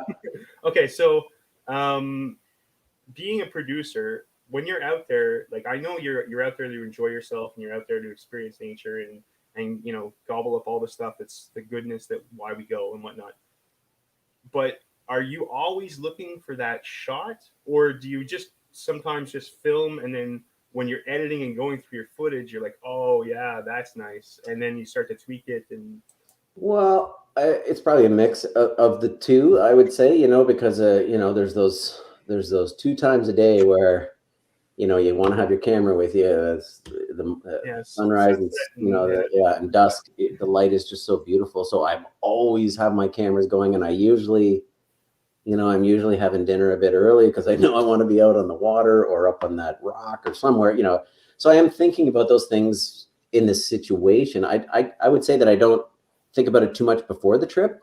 Okay. I just make sure that I have a lot of batteries. I have a lot of cards. And I just try and shoot as much as I can, and like you say, I don't like to not waste, that's a bad word, but I don't like to like spend too much time thinking about that stuff when I'm out there, because I do just absolutely love being out there. A lot of people ask me like, well, how do you enjoy the trip if you're just shooting all the time? I'm like, well, most of the time I've prepared mentally a little bit ahead of time. So I'm like, yeah, it's kind of cloudy. It looks like there's going to be a kick-ass sunset tonight. So I'll set up a camera and just leave it on the, the time lapse and let it go. And then I'll go have a couple beers with Scott or whatever else we're doing. And, and then that's it. And then you got to get the footage back later. You're like, oh my God, look at that. Like I'm cutting this one now, but the French River, the first night we were there, it's kind of a cold, damp trip. And Scott and I were both in a bit of a funk. And so it was a bit of a low key trip, but I knew I just had to kind of film as much as I could. So that first night we were there, we had a hard, tough, against the wind paddle on the way in. We knew it was going to get pretty cold that night, so we were going to have a fair bit of wood. So just before dusk, and we were just about to head out, take off from the campsite to go find some wood up in the bush somewhere. And I was like, just wait a second. So I set up my GoPro on a little tripod, just framed it up nice. And I was like, okay, this way I'll catch us leaving to go hunt wood, and it'll probably catch us when we come back, And it was perfect. The sunset was just beginning. The clouds were streaking across the sky. This was a time lapse. So in fast motion, you see us leaving with empty canoes, and then you kind of quickly see us come back with all this crazy amount of wood in the canoes. And in the span in between, of course, the sky had turned from, a blue to like a raging pink, so it was perfect. And I didn't do anything, I just set up the camera, put it on time lapse, made sure it was framed up nice. And that was that shot, And then I kind of did the same thing when we were around the fire that night. Just 2 or 3 times, I kind of set up a 4K time lapse, framed nice, of us just sitting around the fire, and that leaves you all this, shooting in 4K. If you're going to post in 1080, that leaves you the option to kind of push in and do a slow push back, or, And I just did 2 or 3 different setups, and I don't know. I guess to your point, I don't think too much about it ahead of time. I just make sure I'm kind of prepared to shoot as much as possible, and then you're left with those options. Well, that's I constantly am kicking myself later as I'm looking at footage, and I kind of see a storyline or an arc there, and I'm like, oh, if I'd only done this, or if I'd only shot a bit of that, or even just that one soundbite of this. You're not going to have everything all the time. One thing that kind of saved me personally on my filming things is my friend Jonathan, who also has a channel, Jonathan Mullen on YouTube. He started filming before me, and then I started filming afterwards. And he discovered the one touch, like the one touch record. Right. And that is like brilliant because you don't have to wait for the GoPro to turn on. Yeah. You just you just boom, you're gone. And I'm like, he told me about that. I'm like, what? You can do that? Really? Yeah. I probably should have read the instructions when I bought my GoPro, but. And the voice control thing is pretty amazing too, because if you got it, at the front of the boat and you can't reach it, you just kind of like You know, Yeah, GoPro, start except recording. when you have a buddy that when you're walking on your portage and you're like, GoPro, stop recording, and he says, GoPro, stop recording. yeah, just mess with you. Yeah. My buddy started playing with me with that. There, it would be GoPro start recording, and my buddy go, GoPro stop recording. It's like Doing inappropriate humor. We can't start recording now. But I mean, I guess that's what makes them buddies, right? That's right. Yeah. It's part of the fun.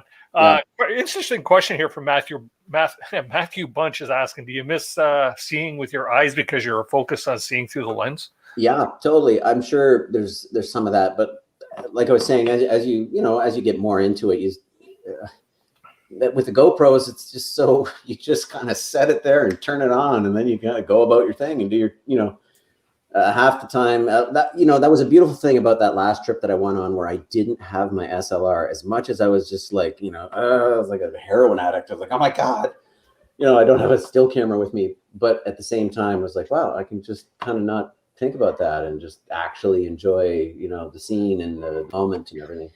I think I've learned to kind of, I'm just so into the whole documenting and shooting and all that stuff. I find I'm not missing much when I'm shooting stuff. I know what you mean. Like you can really, spend a lot of time being finicky with cameras and whatnot, but the more time you spend doing it, the less time you need to spend being finicky, because the settings, you kind of know the camera, you can quickly set things up. And most of the time I'm not carrying the camera and shooting things. I do that sometimes, but most of the time I'm mounting the camera somewhere and then just turning it on and then going about whatever I'm doing, So I know exactly what you're saying. And yeah, it just seems a little crazy sometimes to be doing that much work in the backcountry, but once you get used to your gear a little bit, it's actually not that much work, I find. Yeah. See, me personally, I'm never going to be that guy that sets up the camera, goes back, picks up my stuff, walks past the camera, puts my stuff down, comes back, gets the camera. Yeah. I'm not that guy. It's a lot of work. It's a lot of work. I used to do that stuff all the time, and I still appreciate it. I like that's some good shot. That still does it all the time, and it works. It's great. It gives you continuity and some flow. And that was one of the things I talked about at length with him when we were talking about videos early on. Like when I first started talking about Joe, he had 5,000 viewers, and in my mind, that was insane. I was like, dude, you've got like 5,000 subscribers. That's crazy, And he was like, I know, it's because of bushcraft and this and that. And I was like, whatever you're doing, just doing it. Like this. I was like, set up the camera, put it on a tripod, film yourself coming to the site, and all these things. And, and Joe's like a sponge. He learns tons from everybody and just immediately incorporates it to what he's doing. He's a genius at that. His early videos, I don't mind saying it, they were terrible, like all of ours. You know what I mean? People's early videos are typically not that great. His became quite good very quickly, and he was probably drawing tips and tricks from all sorts of people. And I just said to him, I was like, whatever you're doing, dude, just keep doing it. I was like, I've got like 400, subscribers. You got 5,000. So you're doing something right. Just keep at it, I was always telling him, dude, you got to do, this was like, 10 years ago. And I was saying to him, you got to start doing shorter videos because, it's the social media thing, man. People have short attention spans, and I was totally wrong because he started doing all these long format videos, and that's what hour and 50 minutes, 2 hours, 10 minutes. It's like, we chatted about it later. When he was around 100,000 viewers, I contacted him again. I was like, holy crap, dude. He's like, yeah, remember you told me to do shorter videos? Yeah. See, I don't know everything. Gosh. And then, boom, like a rocket. Amazing. Awesome. Yep. Thanks, Mark. I appreciate you popping on. Green room later, eh? After party. Okay. Bon Scott, how you doing tonight? Good, man. Can you guys hear me okay? Yep. Gotcha, fine. Yep. Nice. How are you guys? Cheers. Good. Good to see you there, Jay. Living up to his name. Oh, where we go there. I find when I do my Twitch broadcast too, I'm always like moving to the wrong side of the screen. I know. I'm going to fix my hair. Oh, no, it's this way. Yeah. I'm going to drop you down. Okay, Mark, if that's cool. Yep. Catch you in a bit. If anybody doesn't know, this is Scott Duncan. DJ, tattooist extraordinaire, and also my good friend and tripping partner. That's why he looks familiar. Okay. Yeah. I mean, he's had many different guises, dreads, shaved, not shaved, you name it. Kind of in between shaved and not shaved. So what's it like paddling with this guy, Scott? It's awesome, man. We've been, like Jay said, we've been tripping together for 30 years. And, Jay and I, luckily we grew up in a really small town out here in Southwestern Ontario. And, it was the kind of place where you, I don't know, for us, we were all like, just like a tight group of friends that kind of found each other early in life, luckily. And we've been really blessed to maintain those bonds of friendship, into our autumn years now. And, Jay and I, camping is something that we always sort of gravitated towards each other over. And we, like you said, we used to camp in some, some pretty big groups sometimes. Like we did a few recreational trips with like a dozen people and more and stuff like that. But it was kind of a different thing. And as Jay and I honed in more on the like the real tripping and adventure side of things, it slowly, people fell out of being able to maybe like go on the trips with us. And it came down to like, well, dude, I'll go if you're up, And so we started going just the pair of us. And at first, obviously there was some efficiency and economy to that because we'd take one boat and two of us would go, and it just made things really easy.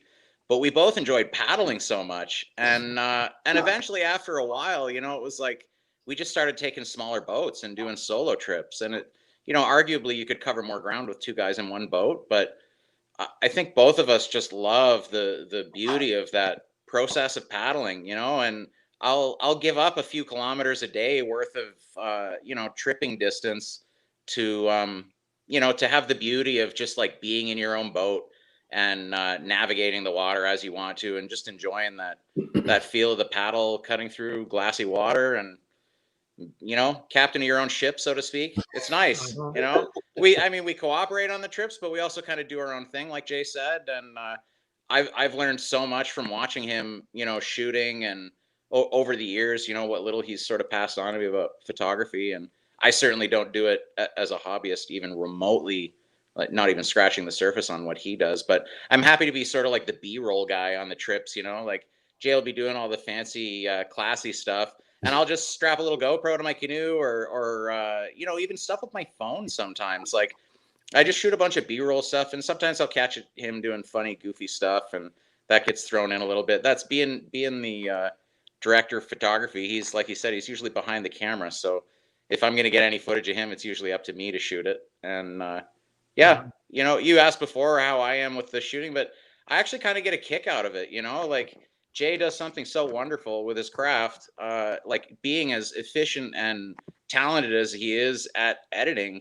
It's a benefit for me because, I have this archive now of the trips we've gone on over the years that I never would have had if it wasn't for Jay.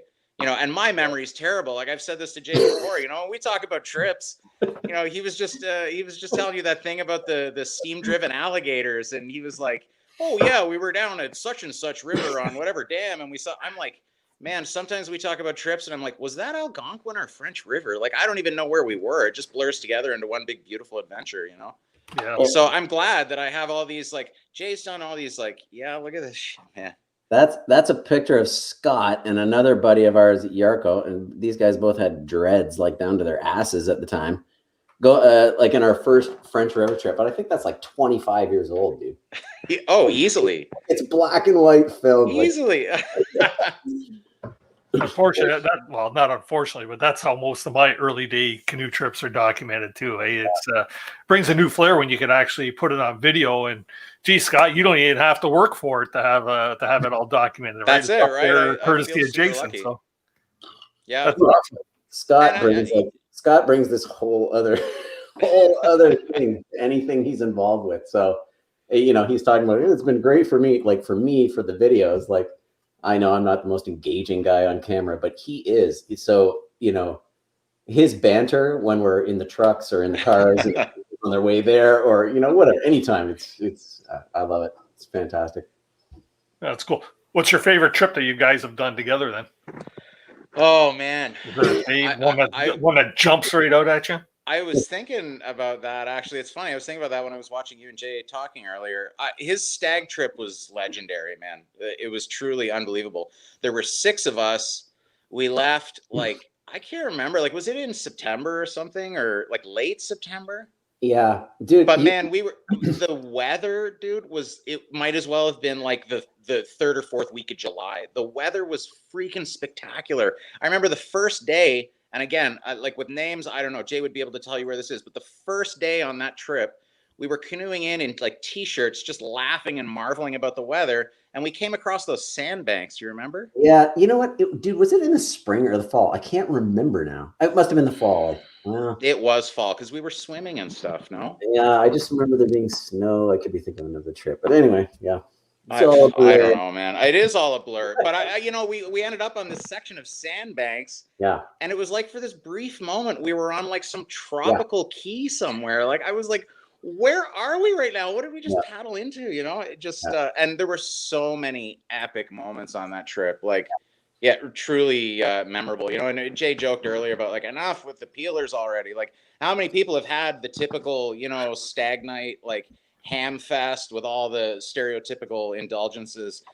Man, I will treasure that trip for the rest of my life, and I'm sure Jay will too. It was certainly a way better way to start your marriage on this planet than going out with a bunch of hookers and blow and just paying town. $12 beers. Yeah, it was blissful, and we had the most spectacular time, all of us. And one of the things I appreciate about Jay is that we can ham it up and we joke about stupid shit and we talk trash all the time and that kind of stuff. But he is, a genuinely spiritual guy underneath it all. And I know he's moved by the woods more than just about anybody. And I think his whole life's pursuit since I've known him has been trying to capture that feeling of reverence for the great outdoors and share it with everybody else. Nice. And that's why I think his channel's been so successful and popular. Yeah, you would know. You would know that too by paddling with the guy, right? Yeah, for sure. See the behind the scenes, right? So it's always a treat. I don't know if it'll come up, but Scott, if there's room for it, we got to give him the story about near the tail end of the trip as we came into Mendelssohn Lake. And that whole thing, the storm and going to how much of that story can I tell, Jay?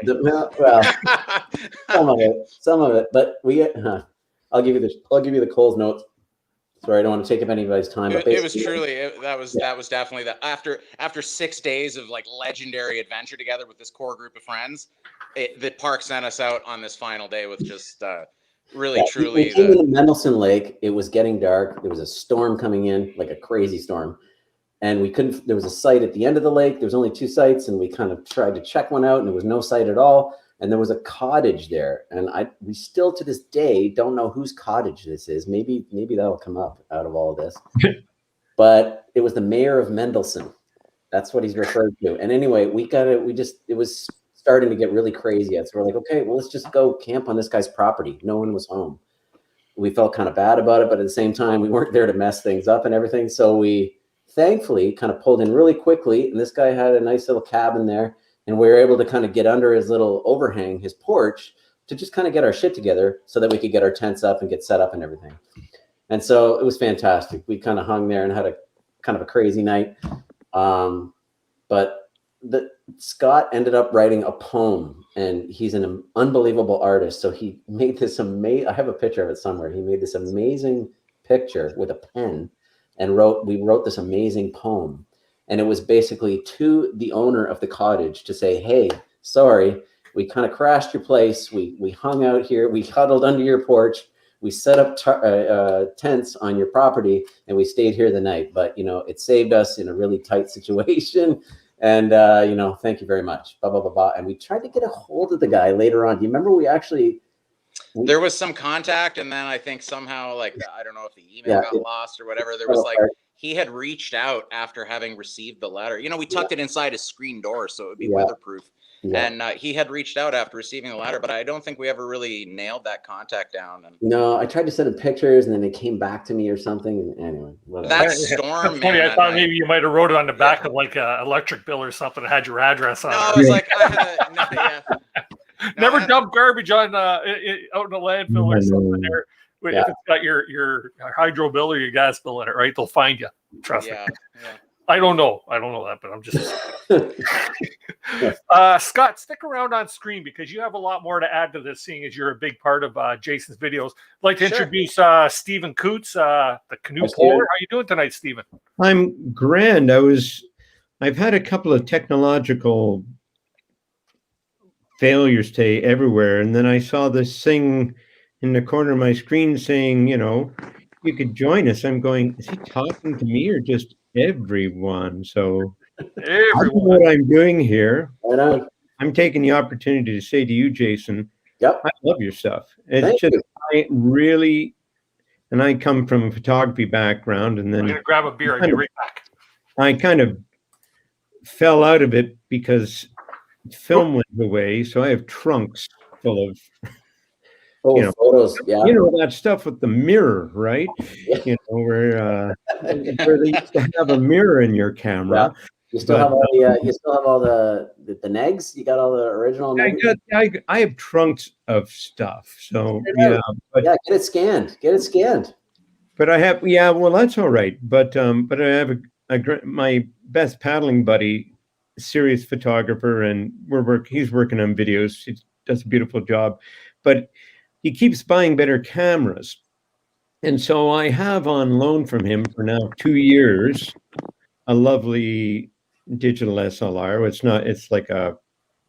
not a full thing, but it does a beautiful job, and like it boggles my mind even with autofocus lenses, autofocus zoom lens, I got 3 old film camera bodies, all manual, and so this is just like you point it, and as you were saying earlier, it does really good video, and you're just going, what's with the tools?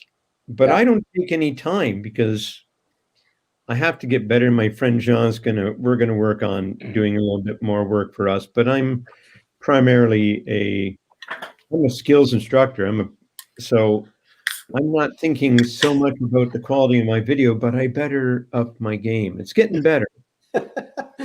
And you even commented to me on something on one of my videos about getting the newer GoPro, because I've been designing a mechanical gimbal to suspend on a stick the back of my canoe where they go. This is a lot like work, and but you don't get the sense of what the canoe's doing.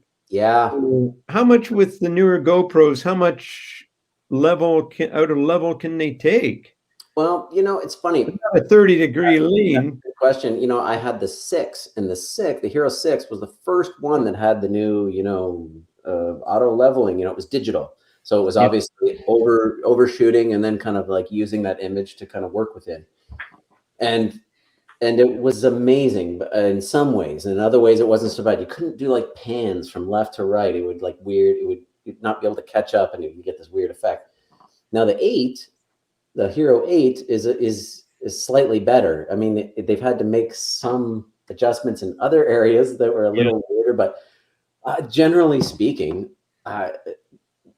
they really are now becoming gimbal killers because of the technology level to kind of oversample, shoot at such an amazing high res rate, and then kind of like crop in and just. I think the technology basically, for the most part, the technology looks for a horizon. And then once it sees it, it's like, okay, well, that's my center point. That's my anchor point. Yeah, I wondered if they maybe sense that because they're smart. These cameras are smart. Everything's technology smart now, and so it's going. It knows what a horizon is, and so it's the same as facial recognition, which is getting so much better. You get something take a picture and you put it on your Mac, and it goes, oh, that's so and so, and said. Yeah, that's right. That's who that is. How did you know? So Bill Gates is even tracking us through the backcountry. Oh, I'm sure he is. But I try not to worry about it too much because they know everything about me already, anyways. There's not much to know. Yeah. I don't know how I got into the box here on the screen, but I really appreciate. I love your. I was looking at the last one, and just going, that's just gorgeous. Yeah. That's just gorgeous, and there's a lot of work there. Yeah. A lot of I'll say this, there's a lot of people out there who are putting out tons of videos, and I love it. And I would do the same thing if I could, and I get it because they're in a situation where they've turned it into their job, which again, awesome. If I had the chance to do it, I probably would. So they have to put out, basically the way YouTube works. If you don't have a video coming or more, that's it, I'm comfortable, at least at this point, doing 1 or 2 a year because I'm lucky enough to have a pretty good gig that I enjoy. I'm still working, like from home. I can't complain at all.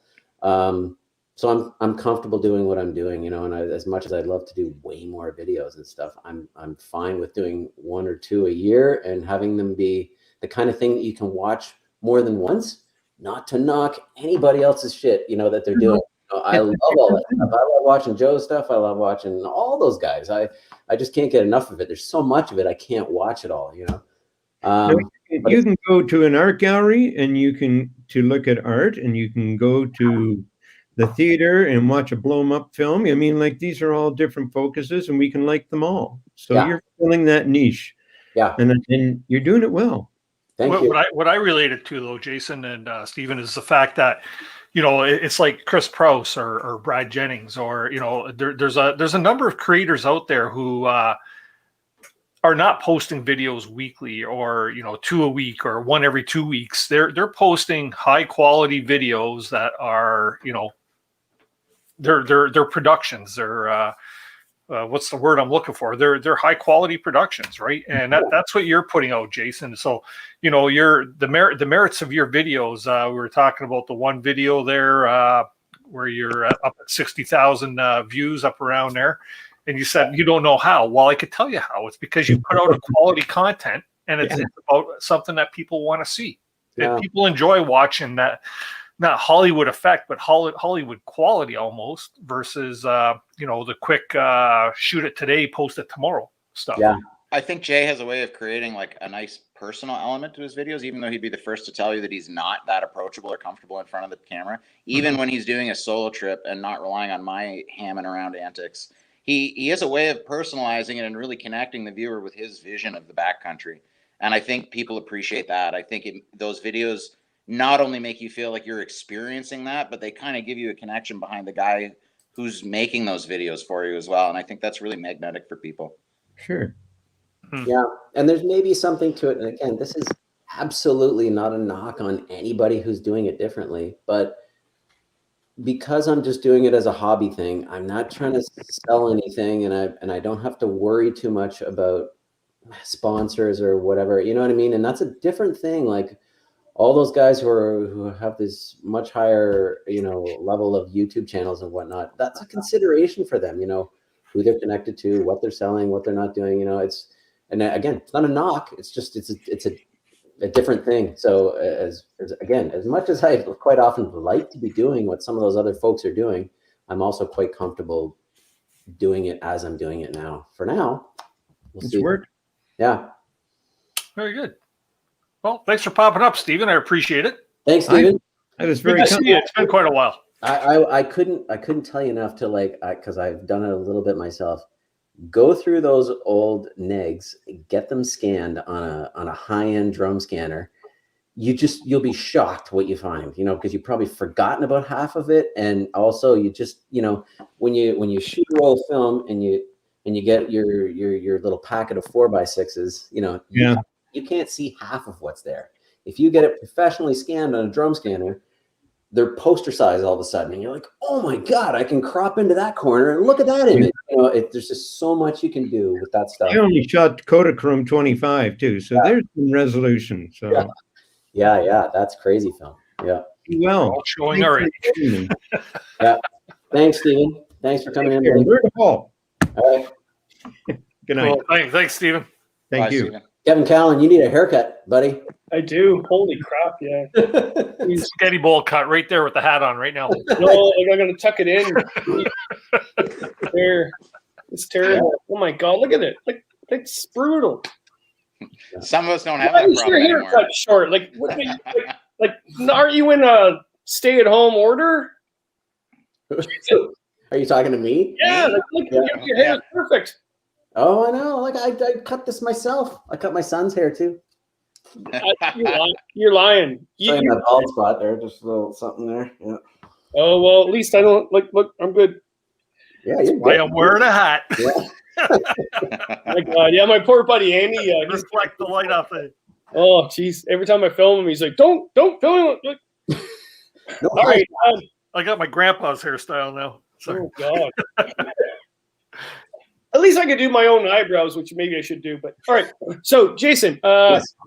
Hey, no, but I'm going to interrupt you right there, Kevin. Thank you so much for like putting me on your list of like YouTube channels that you love to watch. That just blew me away. I was like, what is he talking about? Really? Why am I even on that list? You know.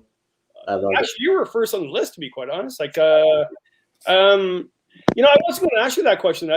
Because I'm only doing 2 questions. Because like Dennis isn't really like. All right, but the one I was going to really thinking of asking, and then I changed it, whatever. But the whole thing is true. Is when they asked me to write that piece, I didn't want to write a piece of the best YouTube outdoor channels. I mean, yeah, okay, we already kind of know that. But what are the ones that we watch, right? So some of them didn't have a lot of views, and some did, right? And so do the people that you work with, I mean, you work in film, do they sort of mock you at work saying, "Oh, Jason, I saw one of your YouTube shows there on canoeing with that guy Scott. Oh, that was interesting. You know, maybe you could go back to work."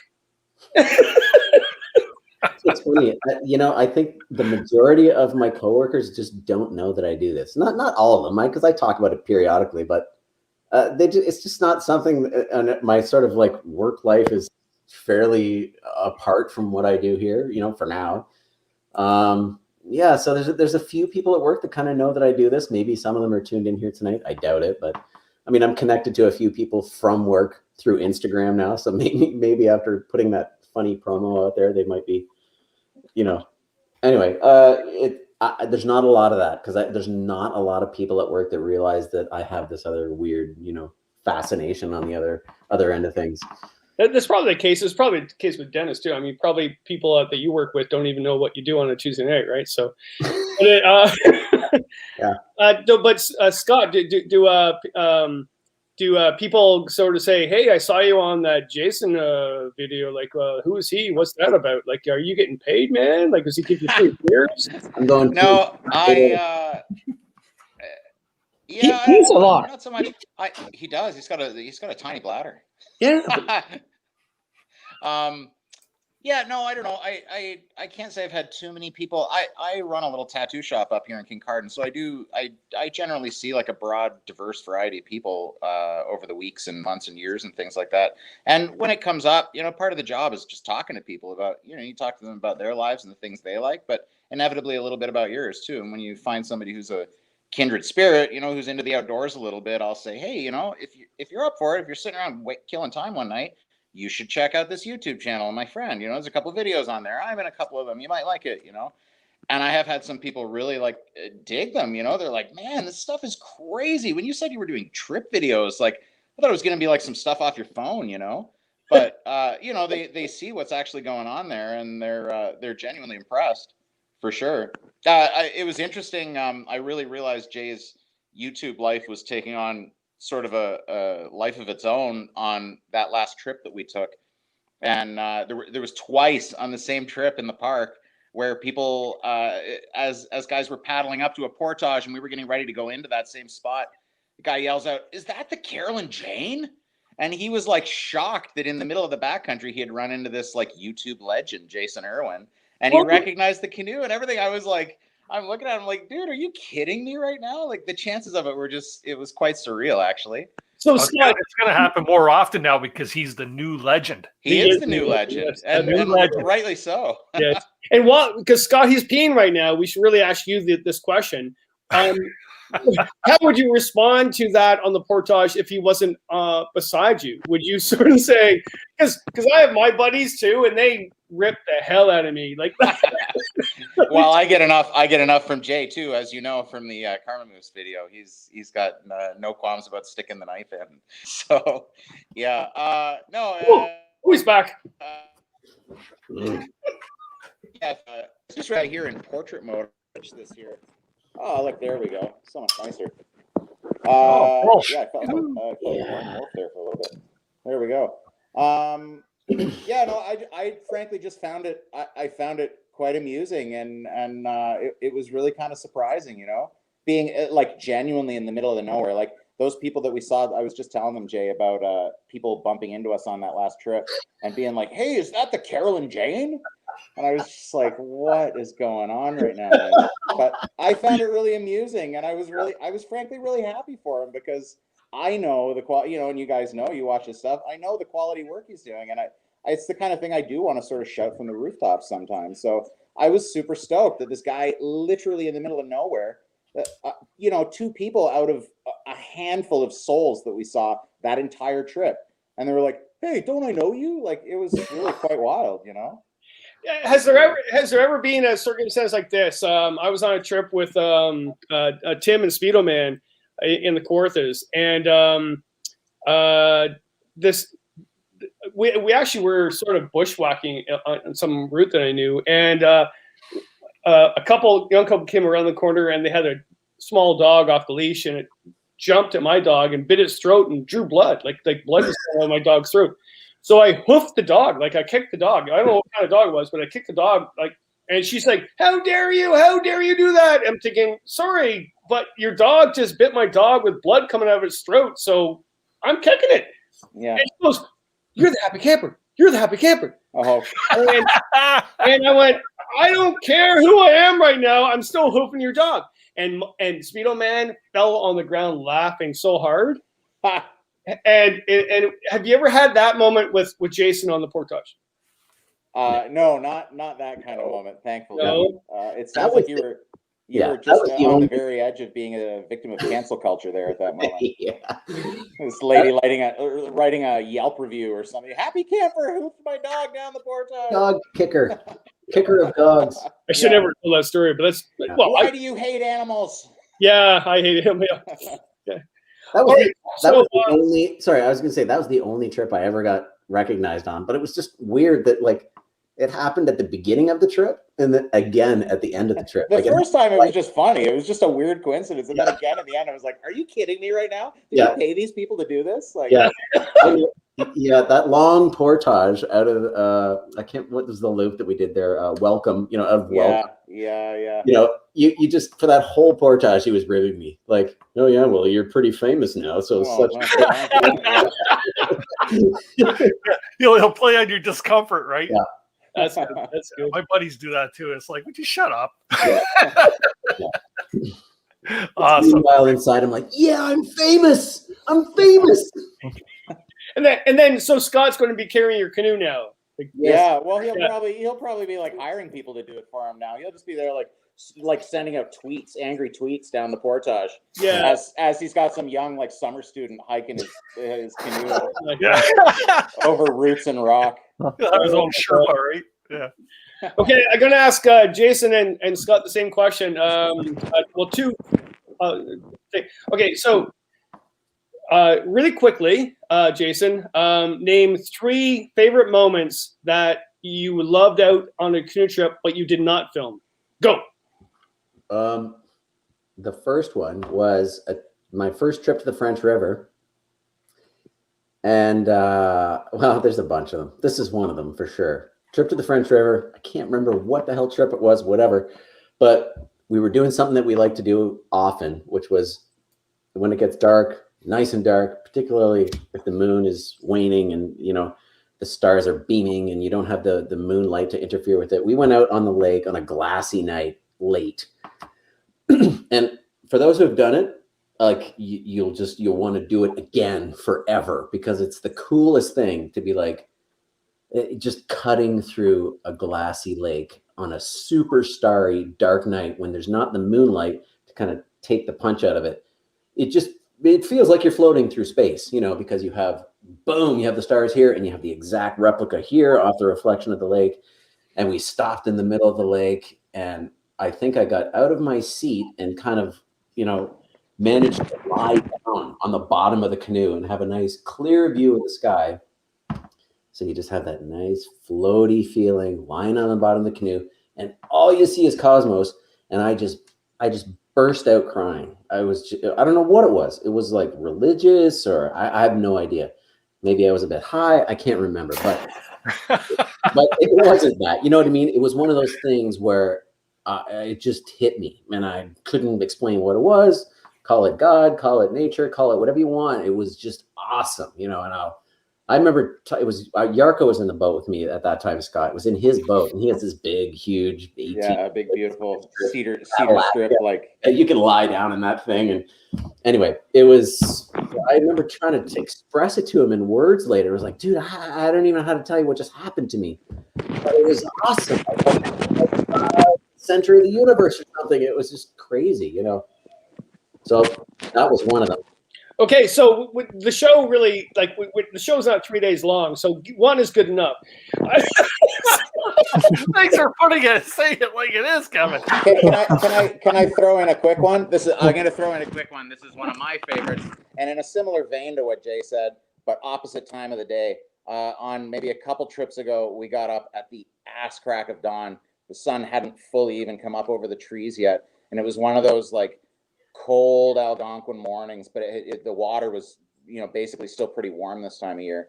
And we went out in the canoes super early in the morning and paddled into a white fog that was so dense that once you were like 50 yards from shore, it was as though you were in an endless void. The fog was so thick, I could hear Jay speaking to me in a normal talking voice through the fog, and I couldn't see his boat. And we were just out there. We must have been out there for like maybe half an hour, 45 minutes until the sun finally started to burn off some of that fog.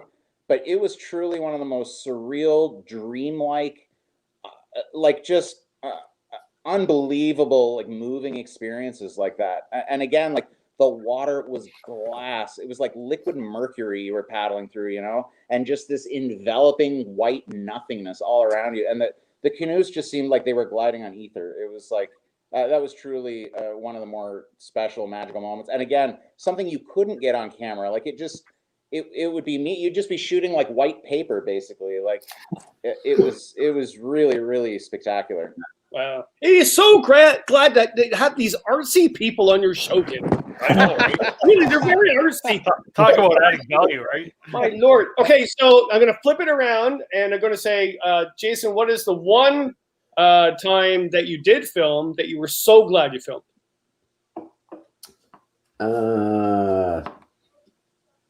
You mean like when I wouldn't normally have filmed or something, like, or you're just like, whoa, thank God the cameras are running. Yeah, thank God the camera was running. You know what? It's probably, and this is something that just kind of hit me the other day, as like I was saying earlier to Dennis, I'm working on a French River trip. The last trip I did was with Scott. We went to the French River for like 4 or 5 days. Kind of a low-key trip, but still awesome. You know, we saw a bear and it was cool. We went to see some waterfalls. It was fantastic. But as I was cutting that trip, I was like, oh, this video needs a little something. I was like, oh, I've got all these old trip videos that I kind of half cobbled together in a amateurish way from literally 25 years ago. And thank God I recorded that stuff, because I started to look at it and I was like, oh my God, like it just, whatever. It's just that thing where you see you and your friends from that time period. And, you know, so I don't know if that's very specific, but I'm really glad that long time ago, early on, I was recording things. And even though I didn't really know what I was doing or why I was doing it, I just felt this desire to kind of like, I got to document this because I know I'm going to want to look at it later. So I guess it was just recording any of these early trips from days gone by. You know, because I'm so happy to have that footage now, even though when I transferred it, I did a really shitty job. It's like 640 by 320 or something, but I have it and I see who's there and I remember those moments.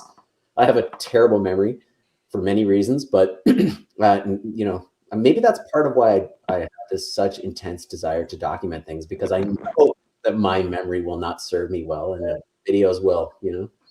You got a frozen memory. So Scott, when was ever the time when you were filming with Jason where you're like, you looked at him, did you get the shot? Please tell me you got the shot.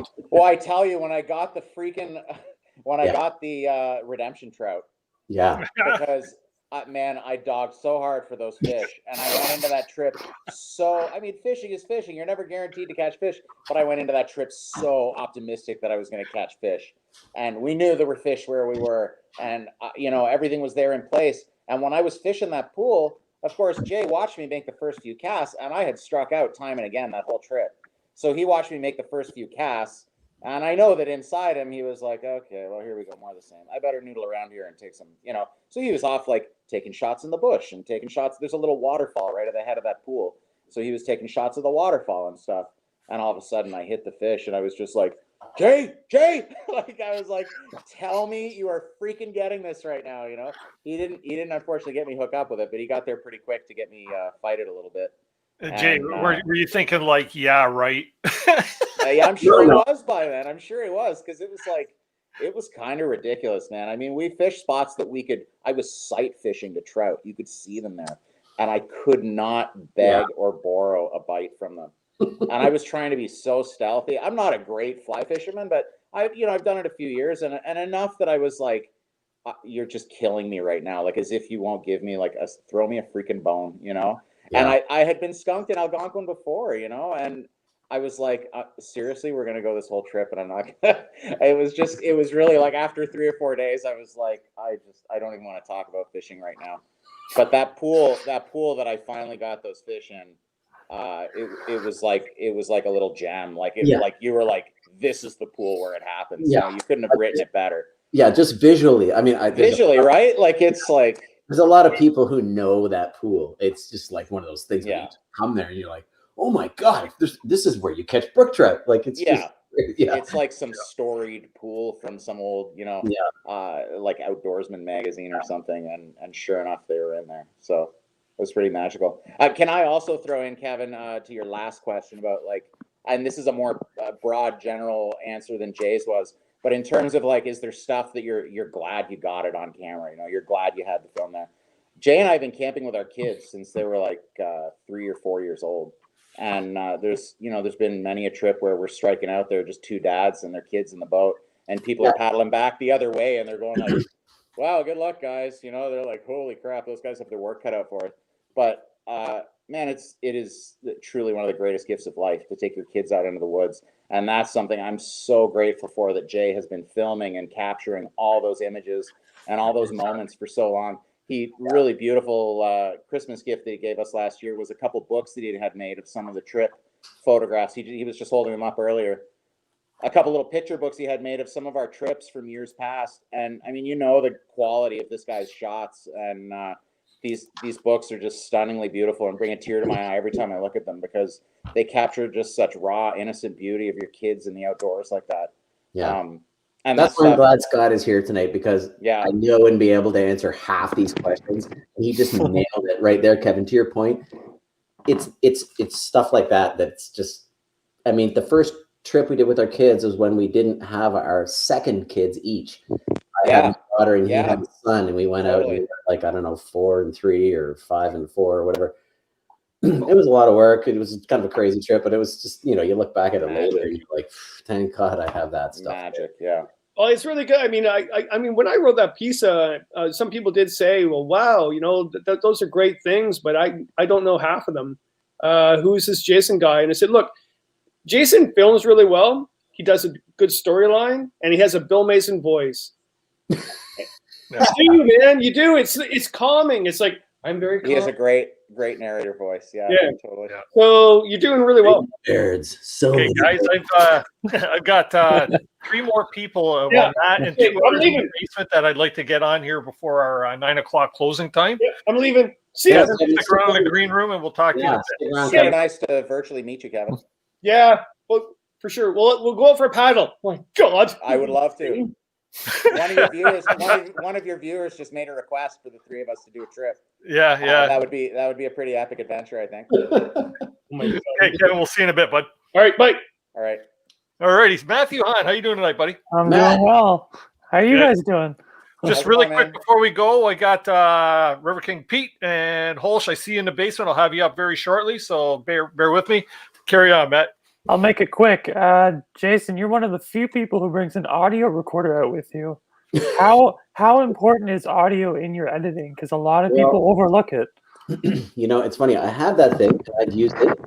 I haven't used it much. It's weird. I have used it. I typically just kind of set it up at night or early in the morning. I kind of like go away from the campsite, set it up on a log somewhere, and then I walk away and let it just record for an hour.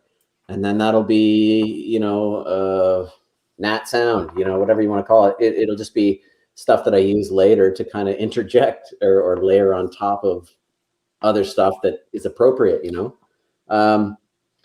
Yeah, audio is super important.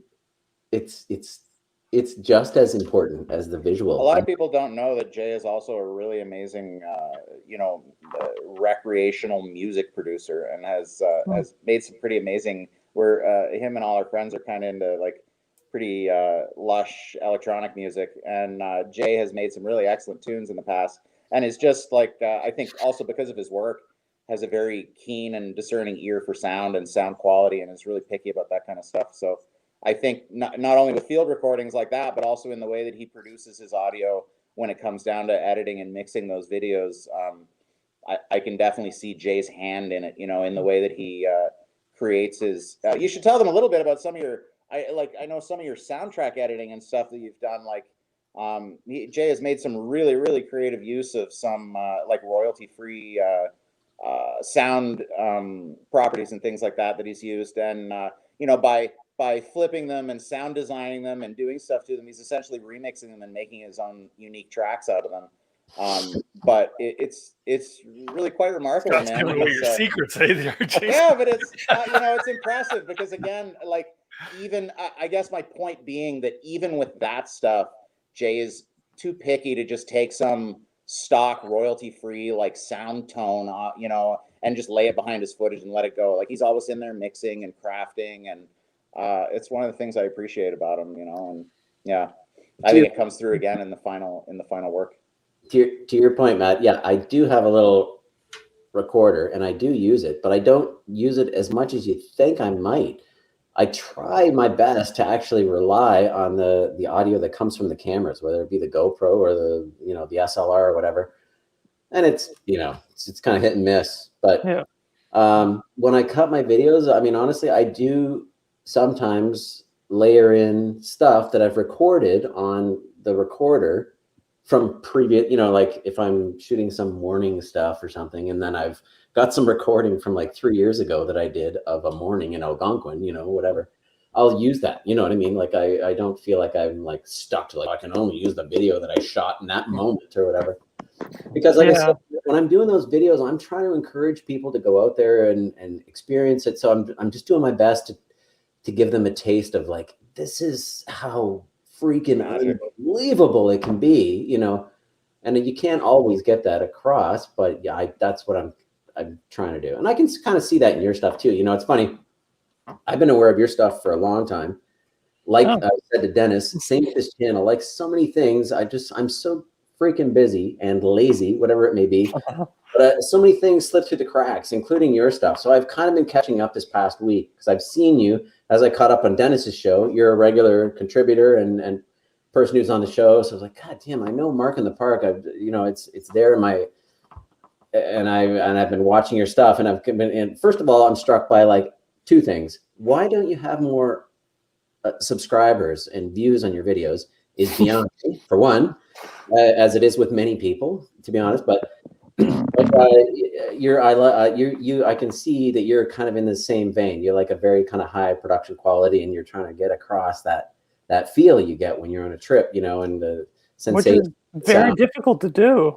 Yeah. Okay, here we go. Here's a selfless plug. Maybe one of my moderators can drop the link to Matt Hahn's YouTube channel in the chat. And go over there and hit that subscribe button and watch some of the videos. Yeah, like the whole high quality stuff. Series. And Jason's too. I'm looking at the Mark in the Park series, and I'm like, wow, like some of them have like 1,200 views and stuff. I'm like, why doesn't it just have 20,000 or 50 or 100,000 views?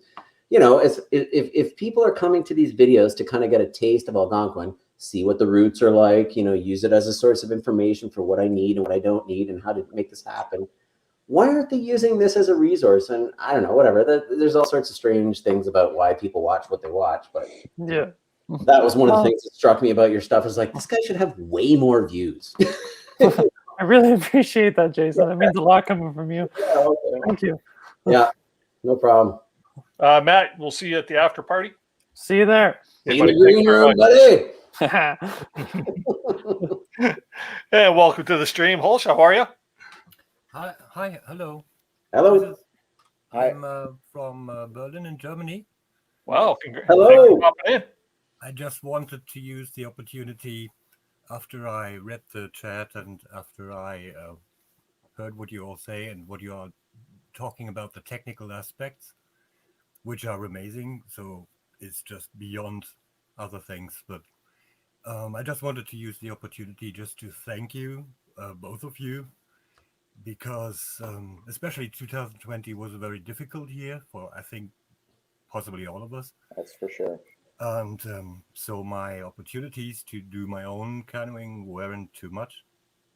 But I just wanted you to know that you made my day more than once by just the opportunity to tune in and look for the 5th or 6th times the Karma Moose or whatever. It's just calming, and I find everything I'm looking for in canoeing. I find this attitude and I find this approach to this whole topic when I look at your films. And so please carry on this work. That's great, man. Amazing. Yeah. And I want you to know that there are many people who just find this very it's not like, it's special. Okay. It is. I agree. So that's basically everything I've been I wanted to say. Thanks, man. It's so nice to hear from you. Yeah, that's fantastic. Yeah, that's kind of what it's all about for me, is just literally like, I just, as I make the films, I'm thinking all the time, I want people to be able to watch this more than once. Be like, oh yeah, I remember, the same way you might watch a Bill Mason video or something. You're just like, I could watch that 10 times and keep getting stuff out of it, or a feel, a vibe, or whatever. And yeah, no, that's I love hearing that. That's awesome. Thank you.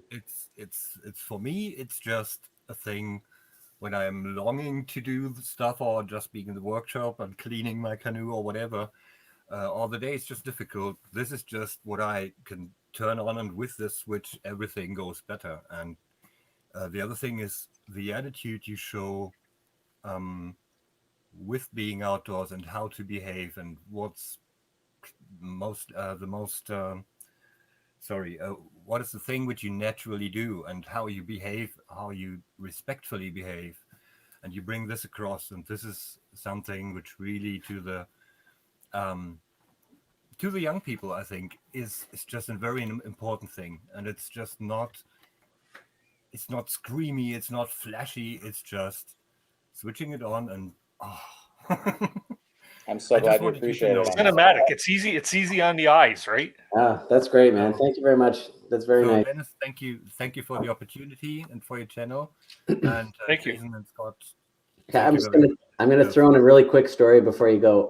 One time I was going to Algonquin on a trip. I can't remember which trip it was, but for the people who are from Ontario and go to Algonquin a lot, I basically go in a Canoe Lake. I did Canoe Lake, and I got to that first portage, and I ran into a couple from Germany who were they were dumbfounded. They were just like, this is just so awesome here. And I was like, you're not even in the park. You just touched the surface, And they had made it across Canoe Lake because the winds were in their favor. They were just there for the day. They were there for like a 4-hour paddle. It was him and his daughter. And they had gotten on the water at 9 a.m. They had gone across Canoe Lake in an hour. So they were at the portage, but they didn't have a map. And they were just like, we want to go further. This is so amazing. We were so stupid. We didn't bring a map. And I always bring an extra set of like photocopied maps with me of my route. And I was like, here you go. Here you go. Here's an extra set of maps. So I don't know where they went from there, but they had the whole day in front of them. So they were able to get up probably into Joe Lake or Tom Thompson or whatever. And I was so happy because I know from talking to a lot of Europeans, and, I was in the Navy as well. So I kind of, spent a little bit of time in Europe, but you know, it's a different thing over there. You know, a lot of the land is private owned and whatnot. And in Canada, we just have no concept of how lucky we are to have these super vast areas, you know, just a few hours away from some of the biggest, Algonquin's probably bigger than Luxembourg. Yeah. Yeah. So anyway, there was this comment from Scott saying, "What kind of lottery did we won?" Yeah. One of the films, and Yeah, exactly. Yeah. So I couldn't have been happier to give these people this little extra map I had, and it couldn't have been more perfect. You know, they were super thrilled. They were like, "Oh my God!" And I was like, "Yeah, you can go here." And I was like, "You can go up to Gibraltar Rock, and you can see all the way over here." And I hope they went up and did that little hike because whatever, it was just nice, you know. So I was glad to help out some folks from Germany. On the other hand, it's just calming that the stereotype of this well-equipped German is not always true. So, yeah. So my experience are only Scandinavia, so Finland, Sweden, and whatever, which is kind of the micro version of what I see in your films. Yeah, it's amazing how Finland, looks very similar. One of the first impressions I've got watching your stuff is, oh my God, this is what they call a portage. And I knew instantly that I know nothing because these portages are a joke, which we have. You need to come to Canada and experience some of our portages. You really do. When I see where he's going up and down, and I was like, oh my God, this is just a different thing. Yeah. Maybe if this whole insanity goes away, I will try to get any opportunity to visit this and look this up in person. Yeah. But, do it, man. Just do it in the shoulder seasons because Algonquin is so popular now. It's quite busy. So yeah, come in the spring or come in in fall. Well, thank you very much for coming on. I'm honored actually that you're watching all the way from Germany. So it must be very early there right now. Yeah, it's kind of 3 o'clock, but it's. Oh wow, that's awesome! Thank you very much. That's awesome. You tuned into a good one. You're welcome anytime for sure. Hopefully, I pronounced your name correctly. Bye. Thanks much. Bye. And last but not least, to bring up on panel, we have River King Pete. How you doing tonight? Nice. Doing great. How are you guys doing? Awesome. Thanks. Sorry for keeping you waiting so long in the basement there. Oh, no problem at all. I just want to say greetings from way down here in North Carolina. Nice. I always enjoy watching your shows. Basically, I was going to say there's a few channels on YouTube. When you find them, it just knocks you down. I was like, Tumblehome is like, who is this guy? I was like, this guy's got it going on. There's a few others out there, but Spanish River was the first videos I saw of yours, and I was hooked right then and really enjoyed it. But also want to say I do a lot of tripping on rivers down here, the southeast. We went up as far as Wisconsin. We had plans to get up to Canada this year, but all that fell through, of course. But my roots in tripping was as a young boy in Algonquin on like a Boy Scout type adventure. We did a big loop for about a week. But so when I watch all those videos, it's like I'm 11 years old again. Yeah. Nice. It's I see some of the lakes and some of the portages or whatnot, and I remember that. But I just want to say it's an honor above all else to speak to the new legend. So new legend, yeah. I love the program. I was like, oh yeah, I'll be there. Well, that's awesome, man. I love the fact that you're talking about like that whole thing when you're a kid, and I had those experiences when I was young at camp and stuff, and I just had no idea what that seed that was being planted in my head, and it couldn't be more important. It literally could not be more important, and maybe that's part of why I feel the way I do. But I just like it. Once people get a taste of it and they kind of see, and it's not like I'm some naturalist or expert or something, but all you got to do is go backcountry camping for a little while. You immediately have a higher respect for the natural world and everything. And oh, absolutely. Yeah. But as a kid, and then kind of reacquaint with it later in life, it's just like it just washes over you like a tidal wave. You're just like, oh God, why didn't I see this? Or maybe I did see it, and now I'm kind of getting the full. I don't know. That's an awesome story, dude. Thank you. Yeah, I tell my guys we do all these rivers down here.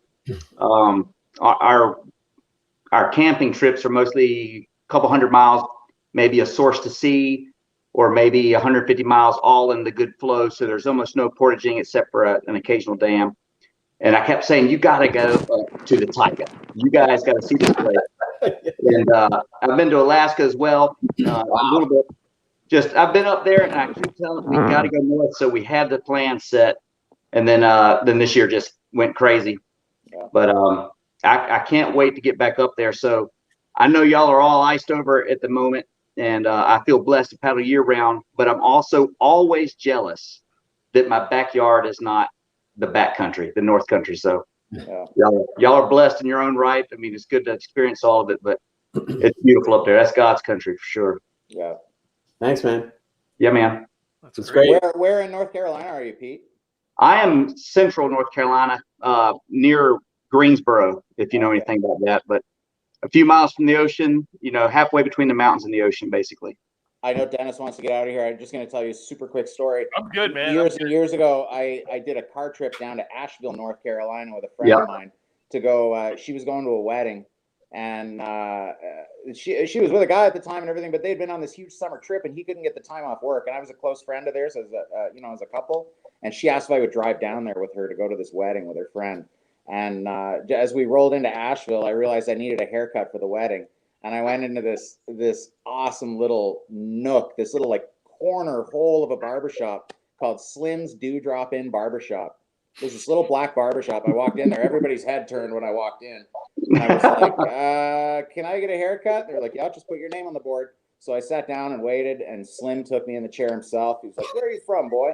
And so he started asking me questions about myself. And at that point, I was just getting into fly fishing, like just got a taste of it. Yeah. And this guy was super friendly, and he had fished up in Canada. He had done salmon fishing up here out east. So he started telling me about all these, and he's showing me pictures. All of a sudden, he's pulling out these photographs, him with like these huge fish on the banks of these rivers up out in the eastern provinces. And he cut my hair and everything, gave me like this tightest fade, like skin to hair. Right up. And when we were done, he was like, come on out here with me for a minute. He took me out to this old pickup truck, and he opened up the tailgate of this truck, and he took this little package out of there, and he handed me a fly rod. And he was like, boy, I want you to take this rod and go home and catch yourself some fish with it. He was like, wow. I was like, dude, what are you doing? Seriously? He's like, no, go on. It's like, it's like an older rod, but I'm telling you, man, fishing, like you could tell he like fishing to him was like canoeing and stuff to Jana, And he gave me that rod, and that was the first rod that I caught a fish on. I've never heard this with a fly rod. I've never told you that.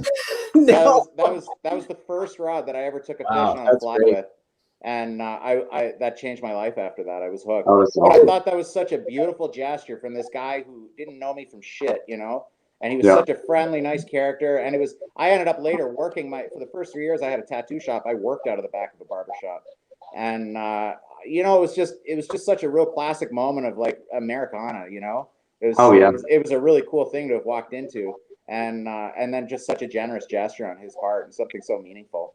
And and it started all this stuff. There maybe wouldn't be Karma Moose and Redemption Trout without old Slim at the Dewdrop Inn there. I was just gonna say that. I was just gonna say. You ever been in touch with them since? Yeah. No, I did contact him after that, and then kind of one of those things, but just like the Mayor of Mendelsohn, we kind of just never maintained but I did tell him that I took my first fish on that rod. And I thanked him profusely. I told him how much that meant to me. It was really cool. Cool. Anyway, there you go. Awesome. Good deal. I didn't catch your name. River King Pete. Is it just Peter? It's Pete Beck.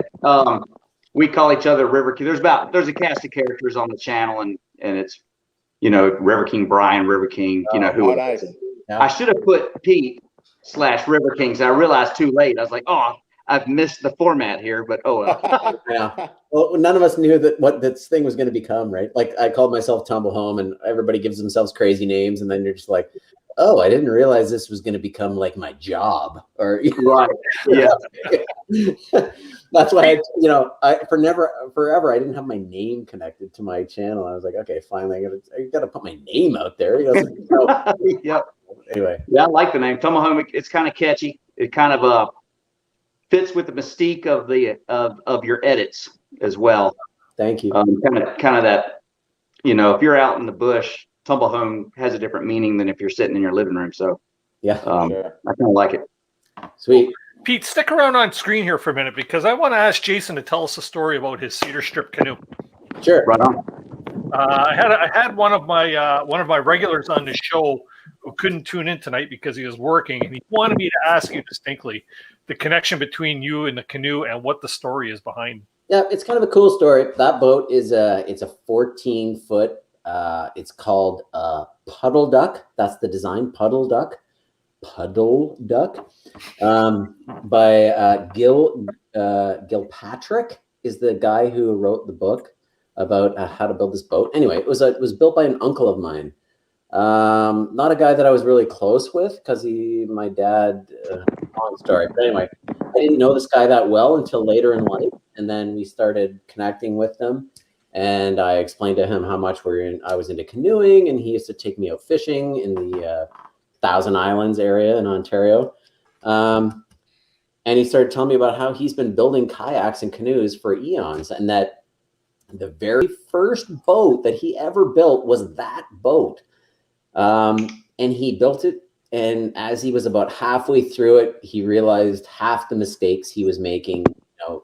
As anybody who probably builds their first boat of any kind, they're like, oh God, why didn't I do this? Why didn't I do that? So he kind of finished it quickly. He still did a nice job, but he quickly sold it to an American cottager who lived in the area. And then he went on to build a bunch of other boats. Anyway, this American cottager used it maybe 2 or 3 times, and then he got sick. I don't know if he had cancer or what it was, but he basically had to string the canoe up under his cottage, excuse me, and he left it there.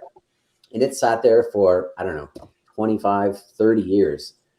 And when this guy finally decided to sell that property, he got a hold of Richard, my uncle, and said, hey, I've still got that boat, your first boat that you built. I've hardly used it. It's strung up under my cottage. Do you want it back? Do you want to buy it back? I'm going to sell it for a song, So I think Richard bought it for like $400 off the guy. And I just happened to be at a family reunion with this side of the family whom I hadn't been connected to in a long time.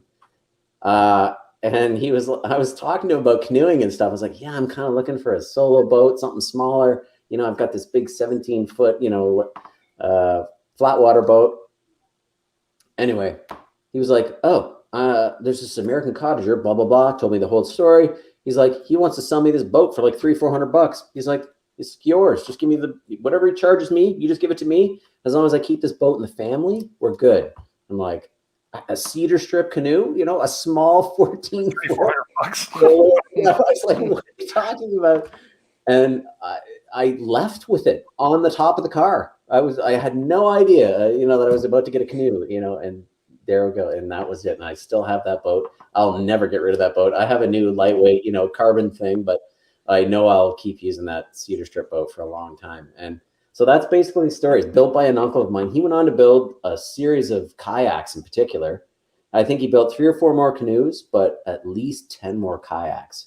Super nice, light, the cedar strip kayaks. And they were they were way more fine-tuned. But to just have this first boat that this guy built, it's a little rough around the edges, and the finish on the glass on the outside is a little rough and stuff. But it's like, I don't care, it's a banging around, cedar strip tripping boat, and I couldn't be happier with that thing, The Puddle Duck. Yeah, the Puddle Duck design. Yeah, Gilpatrick is the name of the guy, and I guess the book that he did about building boats is fairly well known because there was quite a few designs in there that turned out to be pretty popular with people. Anyway, so yeah. Great, thanks for sharing that story. Yeah, no problem. Well, you know what, guys? We're at about the end of the evening here. Time to pack things in until next week. Just want to throw out there to anybody out there in the chat that, and I mentioned at the top of the show all the time, that if there's anybody you would like to see on the show as a guest or a topic, let me know by email at canoehound@gmail.com.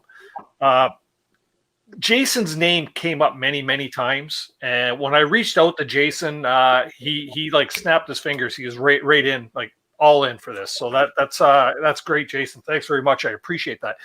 But it does come down to really your suggestions. I'm looking for people that might know anybody that they'd like to see, maybe in the kayaking world, in the hiking world, anything like that. Anything outdoorsy. It doesn't necessarily have to be just related to canoe paddling. I know this name over here, Canoe Hound, but that's just my nickname. It doesn't mean that's all that I'm interested in or the only things that I would like to bring to you on the show. But another way that you can actually help bring different guests to the show is reach out to the person you would like to see on the show and tell them, say, you know what, there's this show that I watch on Tuesday nights and I think you'd be a great fit. And then try and connect us. Sometimes it's a little difficult reaching out to people and grasping at people, or if they're not familiar. Like Jason wasn't too familiar with the show. He did jump on board right away, but I know he did his research after that there to watch a bunch of my content. So any help that I have from any of you to get people onto the show, it makes my job a little easier. Don't forget, I'm just a YouTuber like you guys. I have a day job, and I spend an awful lot of my time doing this. And sometimes a little bit of the help from you as the viewers, those of you that enjoy the show on a weekly basis, it just makes my job that much more easy. Really, I'm gonna butt in there right now. It's a treasure trove. I started going. He's only been 2 seasons, but I wasn't kidding. And with my goofy promo, like Robinette, Baird, Prouse, all these people, Jennings, it's a treasure trove of information. Like the winter camping thing, I've been thinking about getting into it. I watched that 2 hours. I felt like I knew more in that 2 hours than I knew in all the internet research I'd done in the days before. So it's a valuable resource. Awesome, thanks. I appreciate that. It's really fun. I enjoy these shows, but sometimes it gets a little difficult trying to find a guest to be on the show or something like that, because a lot of them don't really know me, right? And until they get to know me, or the show, not me, but the show. Once they get to know the show, then it makes it that much easier. So anyways, that's how you guys can help. Guys and gals can help. If you know somebody that wants to be on the show, or if it's somebody you want to see on, let me know. Please do. Anyways, we're going to close up. Jason, thanks very much for joining me tonight, taking up your Tuesday evening and sharing all that you shared with us tonight.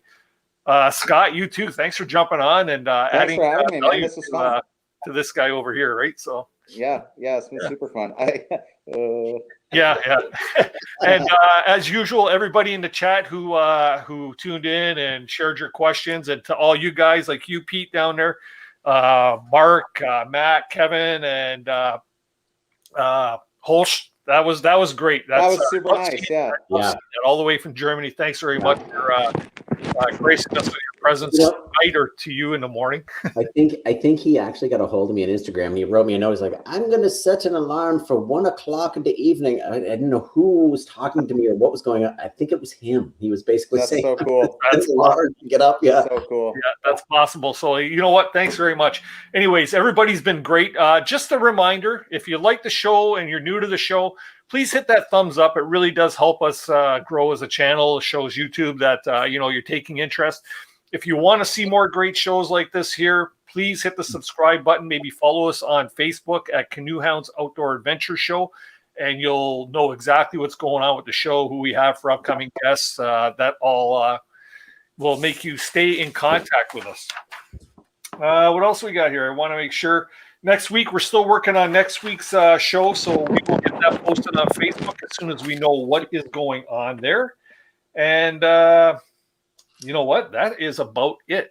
So anyways, I just want to thank everybody again for tuning in. My name is Dennis, Canoehound Adventures. And remember, people, keep the adventures alive. And what do you always say?